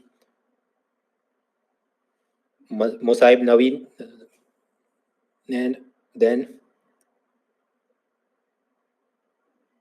also congratulations Anirban, Sudeep, Ankita, Abhishek, Mayur, Ruchi, Nishant, Sachin, Jalaj, Ankita. Total हमने 2 सवाल देखे और इनके दोनों सवाल करेक्ट हुए। So in 2017 prelims which of the following are most likely advantages, मतलब करेक्ट स्टेटमेंट फाइंड करना था of applying the GST. Observe the third statement, it will enormously increase the growth and size of economy of India and enable it to overtake China in near future. क्या हो सकता है, आपको थोड़ा बहुत make in India और production और demand और कंजम्पशन सब जगह फायदा करेगा, बट आगे हम लोग पिलर 4 में पढ़ेंगे कि भारत को अपना जीडीपी बढ़ा के 5 ट्रिलियन करना है, वो भी 2025 में होना है। And even that is difficult, many economists are saying we can not do it. और चाइना का तो उससे भी बहुत ज्यादा आगे जीडीपी है, already they have some $10 trillion का जीडीपी। तो शॉर्ट टर्म 1 साल 2 साल 5 साल 10-15 साल में कुछ हो जाए लगता नहीं, इतना जल्दी ओवरटेक करने की अपनी औकात नहीं है, it is beyond our capacity. So that means third statement is wrong. आपको GST will help, maybe थोड़ा आगे बढ़ा सकता है, बट ओवरटेक इनॉर्मसली और वो सब गलत। सो वेरेवर आई सी थर्ड स्टेटमेंट, बी चला गया, डी चला गया, सी चला गया, therefore the answer is only first statement is correct. First statement क्या है, it will replace multiple taxes collected by multiple authority and create a single market, बात सही है। It will drastically reduce the current account deficit of India and increase the foreign exchange reserve. वो third player में आपको clear होगा कि ज्यादा import होता है उस पर वो चीजों से करंट अकाउंट डेफिसिट बढ़ता है वगैरह, but GST is not making so much difference on those parts, so ये रेलेवेंट है, थर्ड पिलर में और क्लियर होगा। So benefits okay, those two are understood. Rate arbitrage था, सेम बेस कंप्यूटेशन था, एंसिलराइजेशन था, और बाकी सब मेक इन इंडिया और वो सब कॉमन चीजें हैंडआउट में। Now some negative challenges. एक बाजू राहुल गांधी बोलते हैं जीएसटी गब्बर सिंह टैक्स है, उसको बंद कराएंगे, but Nirmala Sitharaman know it is beneficial for economy. तो जल्दी से मुद्दे देख लेते हैं, for the prelim point of view ज्यादा उपयोगी नहीं, so will not waste so much time on that. Basic idea is this, small traders हमेशा फरियाद करते हैं कि जीएसटीएन पोर्टल पर मंथली बेसिस पर हमने सब कुछ अपलोड करना है, उसके लिए हमारे पास कंप्यूटर होना चाहिए, अकाउंटेंट होना चाहिए, सॉफ्टवेयर, इंटरनेट, ये सब हमको प्रॉब्लम है। उसके काउंटर आर्ग्यूमेंट क्या है, जब पहले वैट सिस्टम था, यूनियन गवर्नमेंट का एक्साइज नीचे स्टेट का वैट, तो वैट सिस्टम में भी ये सब मर्चेंट ने सब ऑनलाइन डिजिटल पेमेंट करके ही देना पड़ता था। So it is not like some entirely new और एलियन सिस्टम जो अभी लागू हुई और पहले कभी थी नहीं।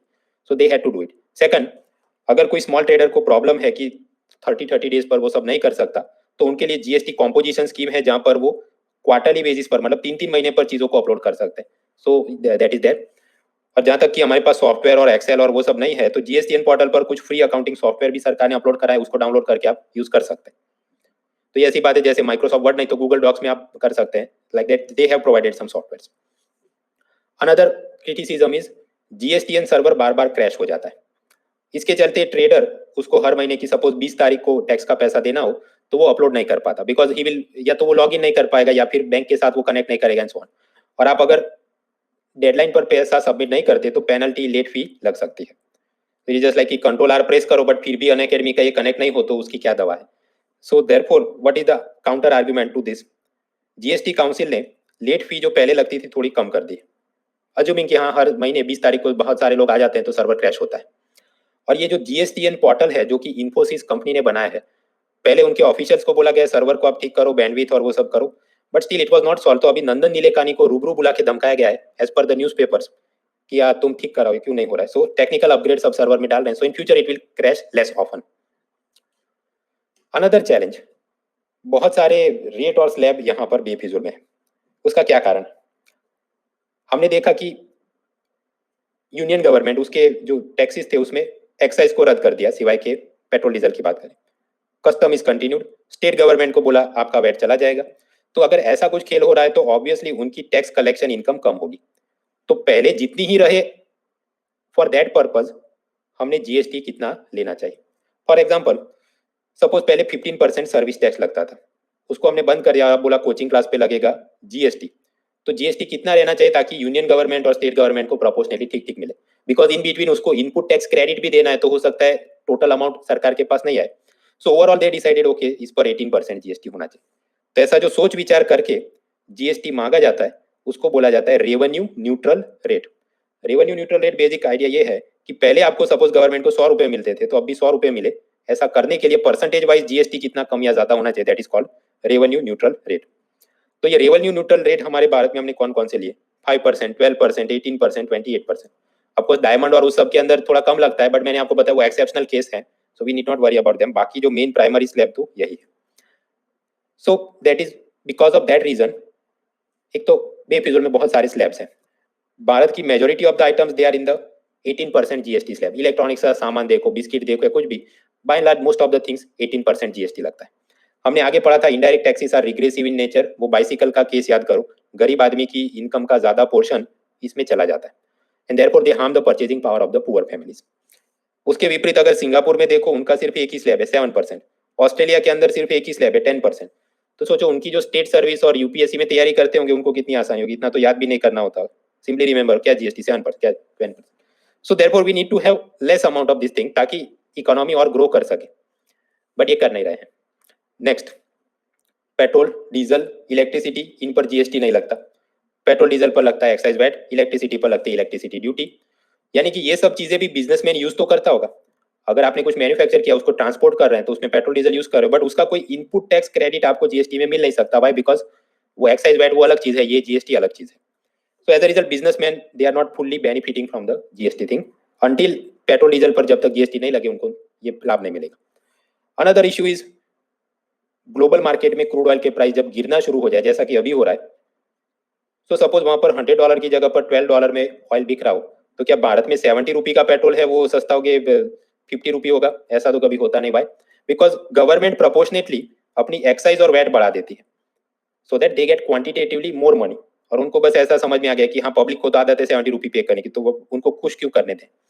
सो even when this international prices are falling, union and state government are not reducing their taxes and as a result petroleum के ये जो फ्यूल हैं वो सस्ते हो नहीं पाते और भारत में इन्फ्लेशन, महंगाई और बढ़ती रहती है, बिकॉज ट्रांसपोर्टेशन कॉस्ट बढ़ेगा पेट्रोल डीजल का, तो दूध भी ट्रांसपोर्ट करना महंगा हो जाएगा एंड सो ऑन, तो बिजनेस कॉस्ट भी बढ़ते हैं। सो ये सब के अंदर कुछ स्ट्रीमलाइन करने की और जरूरत है। सो द कंट्रोवर्सीज बीइंग, ये सबको भी सपोज जीएसटी काउंसिल में लाते, वहां पर भी कुछ कॉन्स्टिट्यूशनल नॉर्म होते कि इतने परसेंट से ज्यादा नहीं, या ये प्राइस के साथ लिंक करो, then it could have benefited. Another controversies Malaysia. Malaysia, India से हम गए म्यांमार, से गए थाईलैंड, कंबोडिया, उससे भी साउथ होके ये रहा मलेशिया। मलेशिया के अंदर भी जीएसटी था, बट 2018 में उन्होंने उसको एबॉलिश कर दिया और पुरानी उनकी जो भी सिस्टम होगी एक्साइज वैट जैसी उसमें लाया। दैट वाज बिकॉज इन 2018 वहां पर बहुत ज्यादा धमाल हुई थी, जस्ट लाइक ये सीए एनपीआर जैसा भारत में हो रहा है, उधर भी जीएसटी के खिलाफ प्रदर्शन हो रहे थे। So Rahul Gandhi and others are saying कि ये मलेशिया में जीएसटी फेल हो गया तो भारत में भी सक्सेसफुल नहीं होगा। काउंटर आर्ग्यूमेंट इज, ये मलेशिया में जो जीएसटी रद्द हुआ, there were many other dimension to that. Problem was Malaysia के अंदर इन्फ्लेशन, महंगाई बहुत बढ़ गई थी, गवर्नमेंट का करप्शन भी बहुत बढ़ गया था, एंड एडिशनली ये हर एक चीज पर सपोज तुम जीएसटी तो पब्लिक और नाराज हो जाएगी।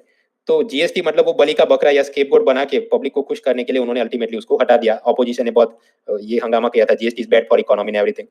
सो real reason is not that GST के अंदर कोई थियोरेटिकल या इकोनॉमिकल फाउंडेशन उसकी गलत है, उसके लिए रद्द हुआ था, वो तो गवर्नमेंट को ठीक से सरकार देश चलाना नहीं आता। Some other problems in GST, last year GST आप जानते हैं ऑटोमोबाइल बाय एंड लार्ज 28% गाड़ियों पर जीएसटी लगता है। ऑफकोर्स इलेक्ट्रिक व्हीकल वगैरह हो तो थोड़ा कम भी, 5% भी लग सकता है। Then consumer durables, TV, fridge, mobile और वो सब चीजें, रियल एस्टेट सेक्टर, उस पर भी जीएसटी। बट ये सबके सेल लास्ट ईयर अलग अलग कारणों से कम हो गए थे, जो हम पिलर 4 जीडीपी के साथ देखेंगे। सो ऑब्वियसली अगर सेल कम हो जाएगा तो जीएसटी भी कम मिला है। हम थर्ड पिलर में देखेंगे कि यूएसए, यूरोपियन यूनियन, चाइना, उन सब लोगों ने अब प्रोटेक्शनिज्म यानी संरक्षणवाद का रुख अपनाया, मतलब भारत की चीज या कोई भी दूसरे देश की चीज नहीं आने देंगे, ज्यादा टैक्स लेंगे। And as a result Bharat के जो एक्सपोर्ट हैं पहले से कम हो गए। तो एक्सपोर्ट अगर कम हो गए तो उस हिसाब से बैकएंड में जो भी स्टील, केमिकल बनते होंगे उसका भी प्रोडक्शन कम हो गया होगा, तो उनका लगने वाला जीएसटी उसका भी कलेक्शन कम हो गया। सो दैट इज अ प्रॉब्लम।